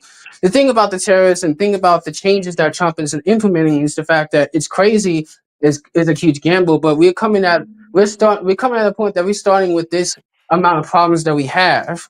So we have all these problems right now. I mean, if it was a clean slate, then we would have to need these huge changes, but we're not coming out of a clean slate. And there's always going to be short-term pain. Now, that doesn't mean that short-term pain means, and that means long-term solvency. No, you can have short-term pain and then still fail and end up worse. That's certainly true. And I don't want people to get it twisted. I'm not saying, oh, the system's broke, so therefore doing anything will fix the system. I'm not saying that. I'm saying at least we have someone who recognizes the system's broke and is taking efforts that theoretically could solve the system. The critics may be right that no, it'll make the system worse. That could be how it ends up. I guess we'll see. But at least there's an effort, right? Yes. If you think that the current system's unsustainable, name me a policy that would fix it that's not going to result in significant short-term pain. I prefer Ron Paul. I preferred Ron Paul, right? Ron Paul was like, listen, we got to massively cut back spending, cut back programs. We should audit the Fed. We should probably end the Federal Reserve. You don't think that would have canked the stock market? Yes, it would. It certainly would have. In fact, basically, Ron Paul's making the promise our country is going to have to tighten its belt and things are going to be real crappy for a couple years because we've spent so greedily that we have to cut back spending massively. Okay, so not Ron Paul's plan. Bernie Sanders' plan? Massively tax the wealthy, Green New Deal, social spending, blah, blah, blah. Even if theoretically it could work out in the long haul, which I don't think it will, you don't think that would cause massive shocks? Oh, hell yeah, it would. The thing is that Ron Paul, I'm going to give, Ron Paul, libertarian, I think he's one of the best out there. But of course, he's never going to capture the minds of the entire country because the country is so stuck on certain ways, especially our electorate. Like, we see that, in the midterms, they might not like what Trump's doing, so they're going to just vastly vote. This is the problem we have. We have a schizophrenic country that completely just changes their mind instantly. And I think that's what's really unsustainable for the world stage, too. The only thing is Trump really put that to the forefront because, both parties were for the same thing anyways. The only minor difference is to make it look like we have choice, but we don't. And thing is, Trump has been talking about this since the 80s. Since the 80s, he's been talking about this. And, probably think that yeah, it's whatever. Until he finally was able to come to the stage and actually try to do something about it. That's when, oh crap, this guy That's right. is That's threatening because our bag. the truth is that's because they were happy with the status quo, right? And so think of it this way, like another way to think of this. So it's like we could brainstorm a bunch of policies that would disrupt the status quo and help the manufacturing class and the middle class and end the debt and blah blah blah blah, right? But the people right now that are massively benefiting, like the extremely wealthy, like they have disproportional influence over not just our politics but even our culture in this country. Do you think they're going to go quietly into the night? Do you Nope. think that they're just going to be like, oh, well, that's it? I guess, I guess the government spending that's massively benefited us, now it's shut off. Oh, shucks, what can we do? Or do you think they're going to do everything possible to try to ensure that that status quo maintains? And by Oh, the way, they did. it's not just the massively wealthy. There's plenty of people that the status quo works for. For example, if you're in academic fields, if you work in HR, if you're a DEI hire, if Oh, you're a someone like government yesterday. employee, if you're a government employee that does a job that isn't really necessary, of course you're not going to want a massive change, upsetting of the apple cart. You would say, no, no, no, this system's benefiting me. I don't want it to change. If you're someone who wants open borders, you think Trump closing up the border is a really bad thing. Why? Because it benefits your political ideology, or maybe you're a business that's hiring these people cheap. It benefits you. Or maybe you're Alyssa Milano and you're like, but I need someone to mow my grass and I don't trust, myself to do it. I need a person of color that immigrated here illegally to do it because I'm a racist. Maybe that's the position that you're in. So the Yeah. idea that it's like, Speaking of please, racism, the Democrats have been the most racist. Honestly, they're the most snobbish, especially the elite Democrats. Even someone like Destiny or like other leftist influences, they're extremely racist. I mean, just the other day, Jasmine Crockett, she was like, "Oh, we wanted to keep we don't want to pick the cottons, so they gotta pick the cottons, the illegals." right. Look, that. I'm like, girl, do you just put yourself out there as like you want slave labor? You pretty much are like, and the thing is, I'm one of the only ones, one of the few in my family that actually voted the other way because most of my family are Catholic, but they vote heavily Democrat. And me voting for MAGA, specifically for MAGA, I have completely, driven the wedge between them because obviously they're used to that status quo. The thing is, they look down on people like MAGA because they look, oh, you just some dumb little redneck that lives out in the open country, that likes your truck, your Bible, your beer. I'm like, yeah, we do. So what? But Yeah. and I like my truck. I don't want to give that up. Yep. I completely agree. There is definitely like a looking down of people in sort of blue collar America. And again, it's interesting because a lot of these people had difficult jobs that helped build this country and their way of life. They were promised, look, if you approach these free trade agreements, whatever, it's going to be beneficial to you. You'll get cheaper products and you're going to have these great new jobs that we'll have. And instead, what we've seen is since then a massive hollowing out of the middle class and manufacturing and wealth disparity increasing with more poor people and more wealthy people, or the wealthy getting wealthier. And it's interesting because the left used to complain about this all the time. And now you see those same people that are screaming like, but we can't do this. Look what's happening at Wall Street. Look what's happening. Look at how all these, and it's like, it's very interesting because there was no plan that was ever suggested that wouldn't have resulted in sort of short-term pain. I have no problem with the people that say, yeah, but I don't think that Trump's plan is going to be successful. And I'm not going to claim to be some sort of genius. I default to, I think the tariffs as being suggested, if they're fully implemented for a long amount of time, I think would be bad for the United States. I do believe Yes. that.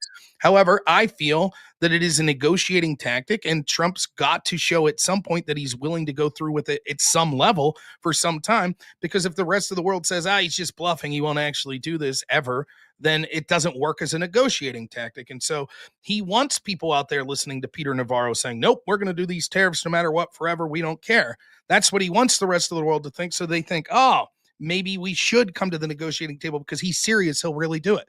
Now, I'm Yes. perfectly fine with people saying, but that's a bad tactic. That instead of driving them to the negotiating table with the United States, it'll drive them to the negotiating table with China, or it'll cause unpredictability, which means manufacturing won't come to the United States, or it'll cause people to lose faith in the dollar and sell off treasuries, which will make things worse. All of those are reasonable arguments that I'm willing to listen to, and I'm not claiming to be an expert. But what I am saying is I know that the status quo wasn't sustainable. I know that the previous administration was doing nothing but exacerbate the status quo. And I know that many of the people that are complaining aren't really interested in ending the status quo. They're happy because they personally benefit from that system, and they don't give a shit that middle America is being hollowed out. They don't care. They're happy with that arrangement. Just like you saw it constantly during the Biden administration, the smugness of them saying it's one of the greatest economies ever. Look at the data. Right. Look at the GDP. Look at the jobs being created. Look at how great things are. And yet it didn't take a genius to just go to the grocery store. It didn't take a genius to just talk to people that were struggling mightily. And still to this day, when you talk to Democrats, they have contempt for the American people for not voting for Kamala Harris, particularly on the economy, because Exactly. they think you're stupid. That's why you saw, for example, to bring up again someone Pisco, 2 days after Trump sworn in on January 22nd, he's tweeting, "What about egg prices?" Now, everybody Yeah, knows there's he nothing didn't. Trump did in 2 days that raised egg prices. The truth, and then when egg prices go down, wholesale egg prices go down, they stop tweeting. And I actually had one person that said the truth, which was obvious. Well, we never gave a shit about egg prices. We were just trolling you. Right. And the troll is this. How dare you people vote for the economy? How dare you? You should have loved what we gave you. How dare you? And now we're going to mock you by saying, oh, we care about egg prices, because the truth is they never cared about egg prices. They thought you should be happy with what you got because Biden's great. And there's no cognitive decline. He's great. And the border's great. And the economy's great. And foreign policy's great. And if you're believing in disinformation, if you don't believe all of that, how dare you? They feel entitled to be in power. And you are immoral and just a terrible person if you say, no, it's not working for me. I think that we want to go in a different direction. That's why you see when I debated these people on I was like, look, the election between Trump and Kamala is just a referendum on the first Trump term versus the Kamala Biden term. And when it comes to issues of foreign policy, economy, border, etc., things were better in all of those metrics under Trump, with the exception of like once COVID derailed a lot of that stuff. And that's how people are looking at it. And they can't defend it. They can't defend the record, the economic record of Biden. They can't. They can't defend the border record of Biden.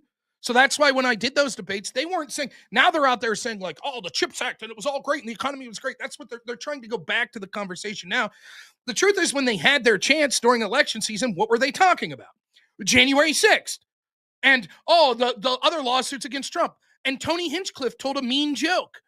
And Project I'm 2025. Puerto Rican myself, so I know that what Tony Hinchcliffe said is true, because I have family in Puerto Rico. They say it's complete hell over there. The government sucks. Even though they still vote 75% Democrat, they still keep voting these same incompetent, some of the worst people out there. I'm not saying Republicans are better, but you guys keep voting for the same thing. And the thing, to piggyback on the fact that when it came to someone like Destiny, he said like, well, conservatives hasn't been listening to me for a long time, because, well, that's because we did listen to you guys for years, for almost a century, and you guys have screwed us over every freaking way possible. Economists say that, oh, Trump is gonna crash the economy, or Trump is evil for this. Foreign policy expert, oh, Trump is going to gamble World War III with this, and a nuclear war with that. Like, do you guys realize we have listened to you guys for a long time?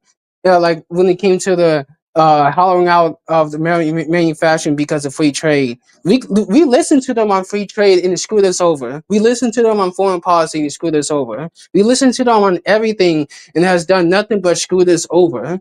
And so we're tired of that. We don't want to listen to you guys. We totally tone them out. Every time I see articles from AP or MSNBC, all those big mainstream media always putting Trump in a negative way, and they say that, oh, economists said Trump is going to crash it, that this tariff policy will crash the United States. I don't want to hear it, because you guys told us this everything for the past decades. I'm only going to be 30 years old in the next 10 days, and I've seen. Thank you. And the thing is, I witnessed 9/11. It destroyed New York City's credit. Like, it changed her. It's for the worse. And I'm originally from New York City, so I know exactly the changes. And it's something that, like, I oftentimes, I know people want to gnash their teeth about this, particularly the lefties that I debate or the Democrats that I debate, because they constantly are engaged in outrage politics, and so one of the fundamental features of many of these people is they feel that they're morally virtuous, so therefore they don't have to be logically consistent or have standards that they seek to apply to you that would also apply to them. So, for That's example, the because guy debated. they're in power. They don't care about standards Right. because they're already in power. So whatever they do, they don't have to face accountability because they're the main ones who are in power. So they get to make the rules. They get to slam the hammer down on anybody who they please. That's why double stand. So They can like, apply the so double like, standard. so like last night, the guy's like, uh, control economy and tariffs and Trump, the executive having too much power and blah, blah, blah. And, shutting down the economy and hurting people. And it's like, yeah, but you voted for the people and you yourself supported the policy of lockdowns, like, which Yeah, is devastating economically to people. Yeah, it yeah, but that devastated was New York. necessary. And like, then he's like, but Trump's authoritarianism telling people that he won't finance Colombia. And it's like, but you supported policies that literally told people they couldn't go to public beaches. They couldn't go to public parks.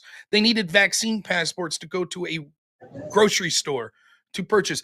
You probably supported the vaccine mandate that said you have to inject this under your body or get tested every week if you're at a company that has over 50 employees. And they're like, that's a red herring. I don't want to talk about that. You could talk about whether or not Trump's policies will be objectively good, like in a practical sense, that's fine. But when you start waxing morally, well, Trump's an authoritarian. This authoritarian. Well, Trump, what he's intervening in the economy too much, and a president shouldn't have this power. Dude, you cheered when it was your side for far more invasive. And it's the same argument that I have with these people all the time. Trump tweets out a quote from Napoleon, right? And they're like, oh no, oh my God, that's so authoritarian. And it's like, and yet we have like an admission, for example, just on it, so much more than this, but on a base level, because they will never accept anything unless it's admitted, right? Now we have an admission. Yeah, the FBI illegally spied on Trump's team. What did you say about that? Did you talk about Nothing. authoritarianism? And they're like, well, no, yeah, well, that's a red herring. Well, we're not going to talk about that. When Trump was in office, it's all Trump, and you can't bring up what other president. Trump swore on the press. Okay, it's the worst ever. It's like, oh, Trump spied on, or Obama spied on James Rosen and his father, right? Like, he was the harshest president against whistleblowers for all other presidents combined, right? Like, how aren't these attacks on the press? Oh, that's whataboutism. Then when Trump's out of office and it's Biden, and you're like, okay, let's look at the things Biden's doing. They're like, yeah, but Trump, but January 6th, but blah, blah, blah, blah, blah. And it's like, wait a minute. I thought, why are we talking about Trump? Trump's not in office. Now it's Biden in office. Yeah, but Trump, January 6th, and then we get Trump back in office, and it's like, all of a sudden it's like, oh, you can't do things like this. And it's like, well, wait a minute. You supported these very policies. That's whataboutism, right? And it's always, and what it really comes down to is what you said. They don't care. When they're in power, they're like, it's perfectly fine. Like, and over and over, I could show you like just how their mentality works. The best clip of it is the clip from Ari Melber, which I think you've probably seen it. I've played before. Yeah. The guy in MSNBC, where before Elon buys Twitter, he's like, oh my God, what if Elon buys Twitter? What if he shadow bans and deprioritizes people of political disagreements? What if he kicks off one of their candidates for president? And it's like, that's literally what your side is doing right now. And they're like, what if the other side does what we're doing? What if Trump uses lawfare? Can you imagine how insane it would be if Trump's FBI starts going after his political opponents? Oh, you mean like Obama and Biden's did to their political opponents? When going after Like Trump? they did to Eric Adams in New York. It's like, Pierce Weber says, it would be better if Rob didn't appeal to his opponent's supposed hypocrisy so often. It would be better if the people that are engaged in hypocrisy wouldn't appeal to please stop calling out our hypocrisy so often. So I don't know, like for people like Pierce, right? This is what happens, right? I could sit here and say, here's my honest takes on what I think about Trump. I don't like a lot of what he's doing with these people on campuses. Here's some significant questions why I think that Trump's tariff policy isn't going to work out. That's never enough for them. That's never enough. What they want, what people like Pierce want me to do is like, all I can sit here and talk about is Trump's bad. I'll only talk about Trump, and I'm only allowed to say Trump's bad. That's all I'm allowed to say. As soon as I say, well, actually, this is good to Trump, they're like, oh, that's whataboutism. You can't talk about that. And as soon as I'm like, well, wait a minute, if you're saying Trump's the worst ever, worse implies comparing to someone else. So let's compare to, no, you can't do that. That's whataboutism. You can only talk about this one subset. Now, us, the people on our side, we can talk about whatever we want. But you can only talk about this one subset. I will not listen to people control and tell me what I can and cannot say. I think that it is relevant to the topic at hand when people are criticizing Trump that have supported things that are the very things that they're criticizing of Trump, but worse, to bring up those things to show how disingenuous these attacks are on Trump. That's why I'm willing to talk to people that have serious criticisms of Trump that also brought up those sorts of criticisms when it came to previous administrations. So I talked to like Lactoid, I talked to Ryan McCulley, I talked to others about supposed Trump's abuses, and some of that I agreed with, right? Those people were people that were talking about abuses that they saw of legal sense under the Biden administration. That's fine. What I won't do is listen to people that cheered for those abuses under Biden, who cheered for the FBI legally spying on Trump's team, then say, oh my God, but what if Trump did that? Fuck you. I don't care. I don't care what your opinion is on that. Yeah, That's it. that's the one. That's another thing. I tune out anybody who applies that type of standard because obviously their credibility goes down. This is one of the things that I actually got to a debate with one of my coworkers about the whole convicted felon thing. Like the thing is, it has no weight because they don't hold other people who committed heinous acts in New York accountable. Like there are a ton of repeat offenders that's been going on in New York City, and they'll never get held accountable. So why do these charges have weight to them? Of course, they have no weight to them because New York is an absolute hellhole now, and they Well, have these prosecutors allow these people to go on the streets to do the same thing over and over again.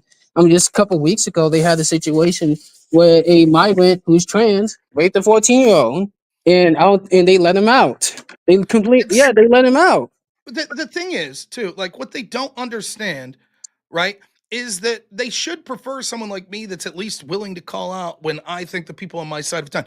Of course, I have bias. All of us have bias, and that's going to give a rose-colored They're not picture going to run of away from that one. right, like that's just human nature. But I at least try to limit my bias, and I'll criticize Trump all the time, criticize Republicans all the times, etc. Right?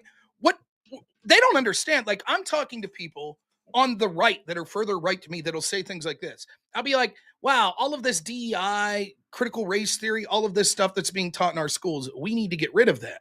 We should be focused on math, on literature, right? On civics. Those are the things we should be teaching. You have to understand the people on the further right say, no, let's indoctrinate the children. Let's keep that up, except to our cause. That's what we should do. At this point, it's all about power, baby. That's what the left's going to do. It's always been the sat power there for play. years saying, cancel culture. Cancel culture is bad. We should stop doing cancel culture. The left said, now, ha, ha, ha, it's funny. So then the right started saying, okay, we'll engage in it too. And now the left's like, oh, I thought you were against cancel culture. No, the new right doesn't give a shit. They'll say, we have seen your tactics. We'll use them. What happens when the right starts to say, you know what? Instead of just canceling Bud Light, here's what we're going to do. We're going to firebomb Bud Light plants. We're going to vandalize anyone we see with Bud Light products. We're going to vandalize them. How do you think the left's going to react to that? What happens if the right says, throw down the hammer? What happens when the right says, oh, the left thought it was okay when Luigi Mangione killed a United Healthcare CEO? So we'll use those similar level of violence for people in positions of power that we think are detrimental to us. Maybe certain attorneys that have gone after Donald Trump. Maybe certain NGO leaders that we think are promoting like pro-choice things. What would happen then? They will throw down the brain hand. They will throw down the justice hammer. And the thing is, because they're the ones who are still in power, even though Trump is in power executive wise, they still have most of the power in terms of other branches and all of our institutions. So whenever the right decides to, take matters to their own hand and go to the same level as the left, that's when, just like what happened with January 6th, they threw him into prison. They threw the book at them. No trial, no due process or anything. Like I say, it's a power play. Well, and then that's all it is. And like they try to claim this moral high ground. And what they don't understand, and I've long predicted this, I will lose. I'm going to lose. People that are more moderate like me will ultimately lose out, right? There are people on the right that are going to be like, we don't give a shit. We will go after them with the same passion and tactics that they go after us. That's what we're going to start doing. If we don't like something that law enforcement did, we'll take it to the streets. We'll burn down communities. We'll loot stores and do what we want, right? We'll get people in positions of power that allow us to do it like they've allowed the left to do it. We'll get people in positions of power to force social media companies to censor our opponents. We'll start disinformation councils that say that, no, you're not allowed to criticize us. We'll lock up people for memes that are critical of the right wing and directed against the right wing. That's what we'll do, right? I don't want that, by the way. That's why But that's even probably now going I'm to saying happen when it comes anyway. to If you give them deportation, the even now when it comes to like talking about deportation, I'm saying like, look, if you're here illegally, you should go. But there are certain thresholds that I don't think it should just be for things you say, etc. So I'm more nuanced on that. And the yeah. problem is, like, these people, how many times have someone like me been correct on something in real time that I was told I was a lunatic, I was a conspiracy theorist, like all this stuff on COVID, right? And then what happens when you're proven right? They're like, that was a long time ago. That's a red herring. We don't want to talk about it. Is there anyone Exactly. here that can say with I would guess 80% of the people in this country, unless you've been like had a family member that's been like incarcerated for murder or something like that, probably 80 over 70% will say the single biggest effect of government interfering in your life that harmed you the most was the COVID policies, right? And now we're told like these were policies that occurred like 300 years ago. The same people that will sit there and piss and moan about Jim Crow and about slavery, they're like, why are you talking about COVID? That was so long ago. 2022. Meanwhile, they're like January 6th, January 6th, January Because 6th. they're the But main ones who 2022, that's so long ago. Why are you even talking about that? And so in 2022, when 2020, 2021, what I was saying, like lockdowns are a huge mistake. Why are they not refusing to answer any questions? It's clear by their reaction that they can't justify these lockdowns. They're just saying, what do you want grandma to die? How can you justify locking down people from going to work, calling them non-essential to protect grandma while simultaneously forcing nursing homes to accept COVID patients so that they can be next to grandma? How does any of this make sense? Right? because they use the How is it that they, Black Lives Matter? We're told, oh, trust us, Black Lives Matter doesn't lead to the transmission of COVID, so they could violate our lockdown policies, but you can't go to a Trump rally. Oh my God, that would be terrible. Like, how does any of this make sense? And they were like, oh, you want people to die. Shut up, shut up, shut up, shut up. It's an emergency. And then as soon as they're proven wrong, they're like, we don't want to talk about that anymore. Oh, I didn't. The guy last night, he says, I didn't really look into it. I don't know. I haven't really looked into it. Like, I don't have the facts. Really, you supported policies to blatantly restrict people's rights, to tell them in many cases that they couldn't go to work and other things like that. And now, since it's been over with, you're like, I haven't bothered to look into whether or not that was the correct decision or not.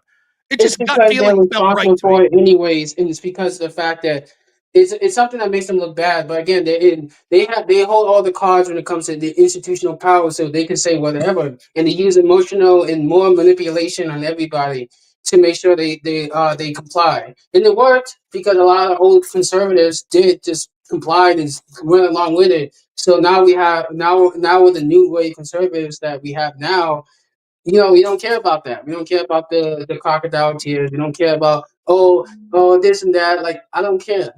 You done played this on us for a long time, and it can't be a detriment because obviously injustice can happen the other way. But you know what? They made the environment today. Like, honestly, Trump would have never been able to win that election, both elections, 2016 and 2024, if it wasn't for the environment that they created. And they did. It's their Yeah. fault for creating this environment. So now you got to deal with it. And people, they call me out saying I'm wrong for that. That's just cult mentality. Like, no, you guys failed us. You guys failed us for a long time. And then we say something. They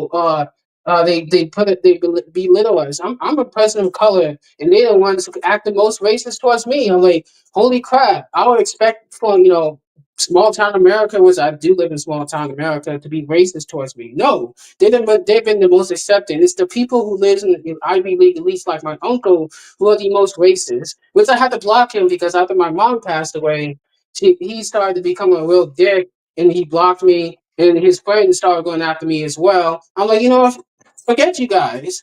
Like, I thought we were friends. No. At this point, the moment I started saying something that they didn't like, they completely turned on me, and they used every racist slur towards me. And like, no, I'm not gonna allow that shit to happen. And my last thing I want to say before I get off, because I do have some other things to get to. J.E. Vance, you did mention that J.E. Vance is going to be a great politician, which I think he is. In fact, coming from he's came from Appalachia, and he has a lot of good takes. In fact, one of the more important ones he had mentioned is the fact that the United States cannot be the world reserve currency anymore. He wants, if he becomes president, which most likely he probably will, he has a different take. He has a different direction that he's planning to take in this going, because he knows that the American empire is not sustainable.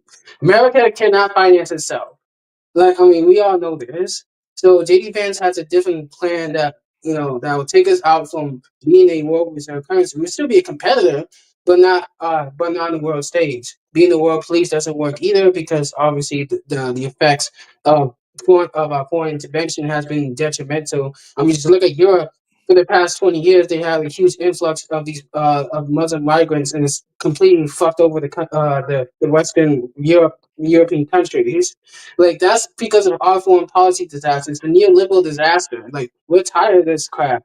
And even JD Vance has said, like, you guys have been wrong for a long time, so I got a different direction. It's might be new, it's completely strange, it's not something that we haven't tried since we've been stuck with the same thing for 80 years. But you know what? There are times you gotta take risks. Yeah, you have to take a risk. All right, man. Well, hey, thanks so much for calling in. I appreciate it. No problem. All right, we'll talk soon. Have a good one. You too. Matt C says, we got to get Rob off this, but the left is hypocritical. Hypocrisy is a feature, not a flaw. Yeah, that's exactly what I'm saying. You're just not intelligent enough to get it. What I'm saying is when you hear them say, Trump's being authoritarian, you say, kiss my ass. You don't really care about authoritarianism. Like, it is constantly amazing to me that people that are like pointing out the double standard doesn't do anything. What are you doing, Matt C? Can you show me your channel and the great gains that you're making? Go ahead. I'm down with it. Let's see it. Meanwhile, that thing's his work. We just had a caller that said, yes, this double standard is why largely I decided to leave the Democratic Party. And I think the proof's in the pudding. A lot of people are fed up with those double standards. They started to realize, like, yeah, actually, the bullshit that we were told that it was mostly peaceful protests was a lie. We see the violence, et cetera, et cetera. And yet still, even when there is even when there is material results that are resulting in it, people like you still go, please don't talk about the hypocrisy. Don't talk about the double standards. Please don't do that. We need to move on from that. That would be beneficial to move on. It doesn't matter. Now we just have to say, when they say January 6th, we have to say, yes, let's talk about January 6th. It's not appropriate to say, but wait a minute, the left engaged in more violence and the FBI was okay for no, that's a feature, not a bug. So you just have to talk about January 6th. It's an annoyance that I have the people that want to be critical of the types of things I talk about. There's plenty of other channels that you can go watch. No problem. I'm sure your channel is thriving and you're making massive political gains just saying no point in ever talking about the double standards of the leadership class in this country. No point in talking about it at all. I'm sure you criticize Trump when he talks about the double standards and how he's been treated as well. I'm sure you're like, why is he even talking about this? There's no point explaining this to the American people. Why do we even want to see files like the Epstein files released or the files on Russiagate? Why? It's just going to prove the double standard that these people engaged in, and that's a feature, not a bug, right? Complete absurdity. But thanks, Matt. I sound completely ignorant when you say people are going on the panel are callers. What's your telephone number, pal? One of the way that people call in is through my Google Voice. Second, if the biggest criticism you have of me is saying caller, what would I say instead? What's the term that you would use for a person who is video chatting into my show? Video chatters? Audio chatters? Is that better? Arctic Timberwolf's like, that's ignorant. What Rob should be saying is the audio chatters reaching out to him, not the callers.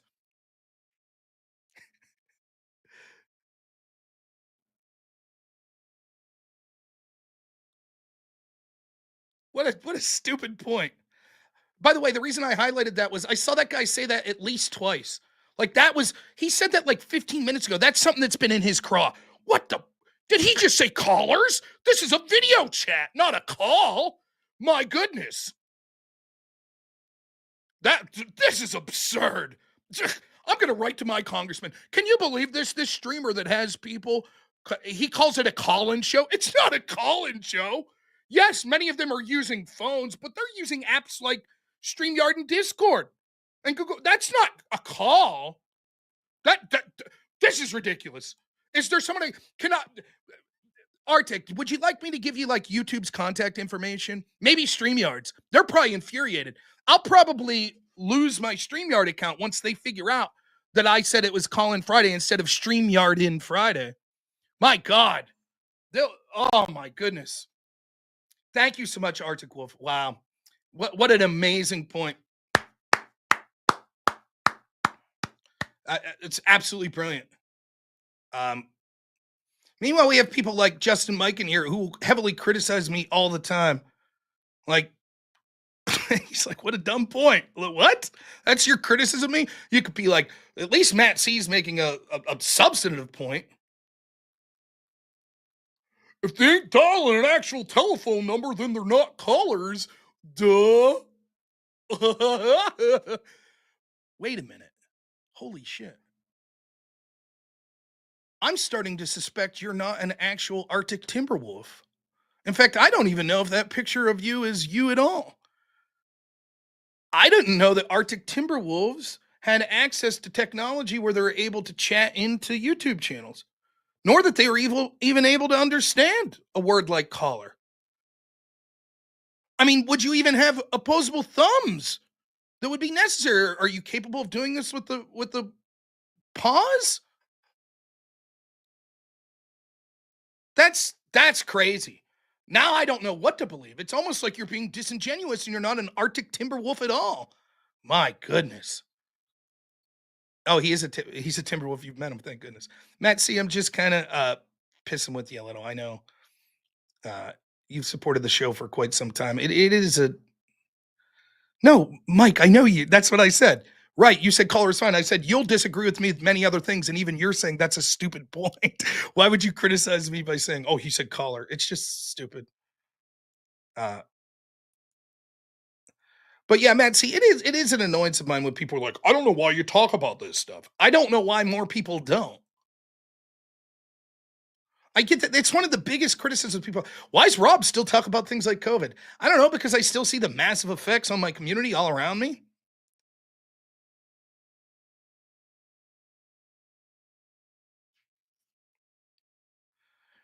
Now, no one else is in the queue, but I gotta go. I was supposed to do a 2-hour show and it's been 2.5 hours, so I'm already a half hour past the limit. So my plan is I gotta do my taxes today. Hopefully I get time for that. I think Hank has a haircut at 12:30. So I'm gonna go downstairs and get him some lunch. Well, okay, that's a lie. My wife's gonna get us lunch, and then I'll probably get him ready for this haircut business. He really doesn't like haircuts, and I understand it. It's scary from a kid's perspective, like the clippers, like right things like that. Like it's like, have you seen this video? This is gonna sound completely unrelated. Have you seen videos of these saw blades that you could put your finger in and it'll stop? It's cutting a piece of wood, going through it like butter, circular saw, and then all of a sudden your finger bumps into it and it stops and doesn't cut your finger. Have you ever seen this? To me, that's like magic gobbledygook. Like, how is this possible? Now, I've seen it explained how it works, but it's like a safety blade. Yeah, Captain Phoenix says, yeah, I use them. To me, that's like probably me being amazed by that is probably how a kid feels about like an electric razor or hair clippers, right? It's like it's cutting things. So now it's like imagine a big scissors just going and like getting in your head or getting in your ear. Like clippers, it's the same thing. It's like if it could cut hair, it could cut my skin. I don't want it near my skin.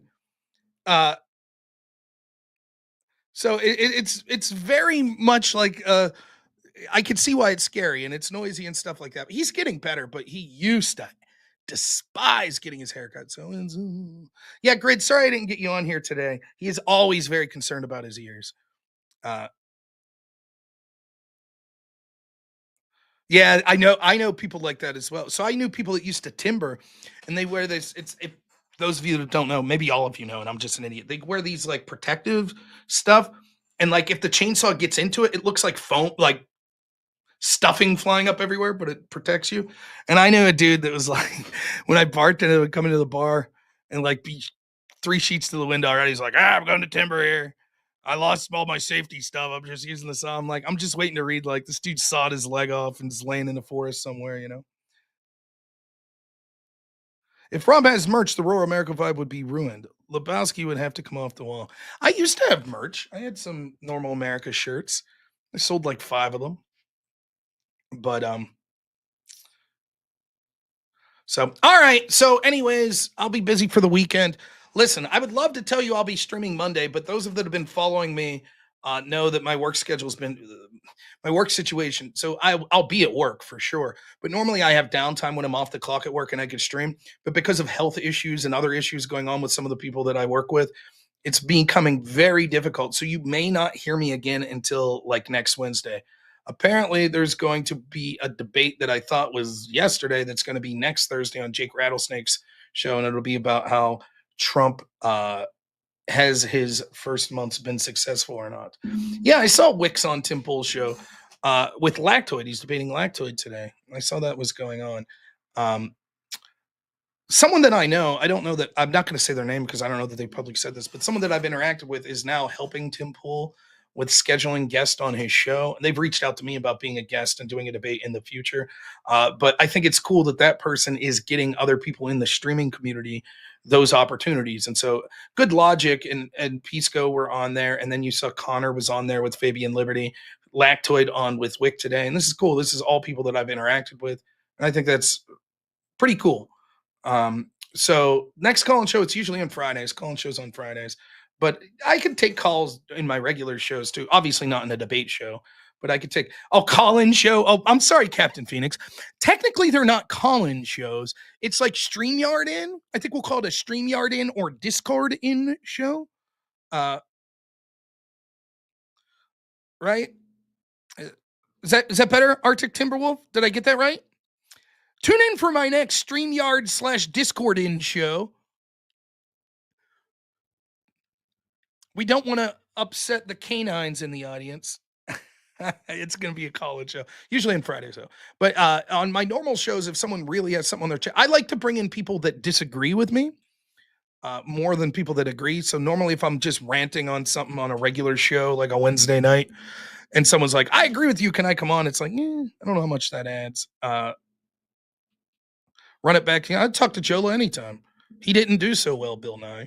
I understand the Pisco fanatics that appreciate the fact that he wants to talk, Rob got destroyed, but not tag me and then tag Jola because he knows he gets crushed when he debates me as well. I understand that crew thinks that Jola did very well with hot takes as video games are the most responsible for people's deaths in the United States.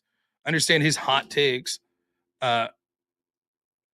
Yeah, I would talk to Jola with a moderator and a topic.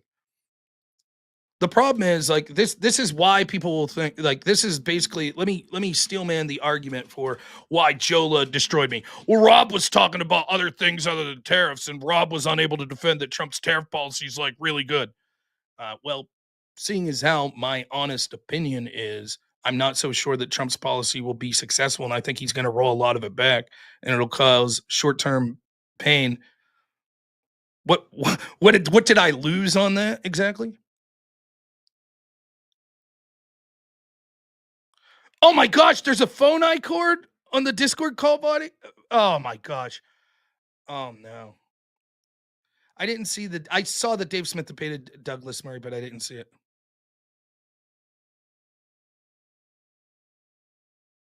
Why don't you just call your guest? So what would I have titled this show today? It says Call In Friday. Guest in? Is that what I should have done? It should have been called today's title of the show is Call In Friday 4/11/25. It should have been guest in. Is that right? Or it's okay to call it a call-in show in the title. It's just inappropriate to use the word caller. Is that your criticism?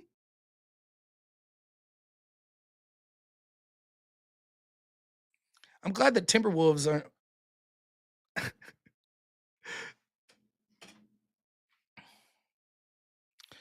Bill Nye says, I was trying to make it all about culture stuff. I was not trying to make it all about culture stuff. He was talking about policies, economic policies that he was critical of that had to do with executive authorities exerting themselves too much. He was comparing the Trump administration to previous administrations. I talked about the previous administration doing that in a far more significant way. He chose to affect those economic policies as, quote, cultural. It is not a cultural policy when you tell a small business owner you can't go to work. That is not what I would consider.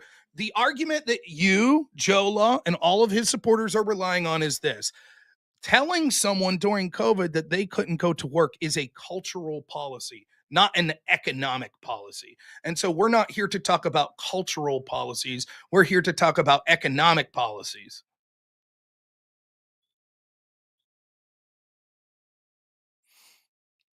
If that's the argument that gotcha, that's cultural. It's cultural when your governor says you can't go to work. That's culture. That's just a culture war issue.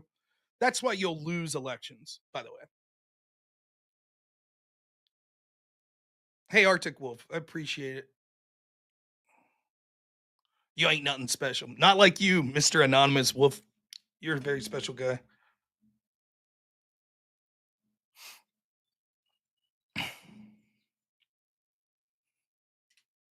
When you continually look at issues that devastated people financially, devastated their mental health, devastated their physical health, when you look at those issues and say, that's just culture. That's culture. Why are we even talking about culture? It's just stupid culture stuff. Good luck. I hope that that's an argument that the Democrats continue to make. I do. By all means. I hope that whoever becomes the candidate for president for Democrats goes on the national stage and says, I don't want to hear people whining about our COVID lockdowns anymore. That's just culture. That's just culture. With this dumb culture war stuff. Tariffs are just culture stuff. That's just culture. Tariffs are just culture. That's just culture stuff. That's all it is. It's just culture. Yeah, but my 401k, that's just culture. Remember when people complained about their 401k under COVID, that was just culture. Right? Yeah, we're just talking culture here. No one wants to talk about. We're here to talk about economics, not culture. Trump's tariffs can be reversed any day instead of something permanent as to would be going through Congress. That's true. Trump's tariffs could be reversed every day. The lockdown policies could have been reversed any day. Also, economic policy. Yep. Meanwhile, I talked about Trump's tariff policy. Jolo was scattershot, which is absolutely fine because it wasn't a topic that was agreed upon with the moderator or anything like that. I already got one person to admit if I was off topic by talking about COVID because the topic was tariffs, why did Jola spend so much time talking about Columbia University? What was that about? Jola says something, I respond. Jola says, I don't want to talk about what you responded about, which I brought up first. I want to go back to talk about something else.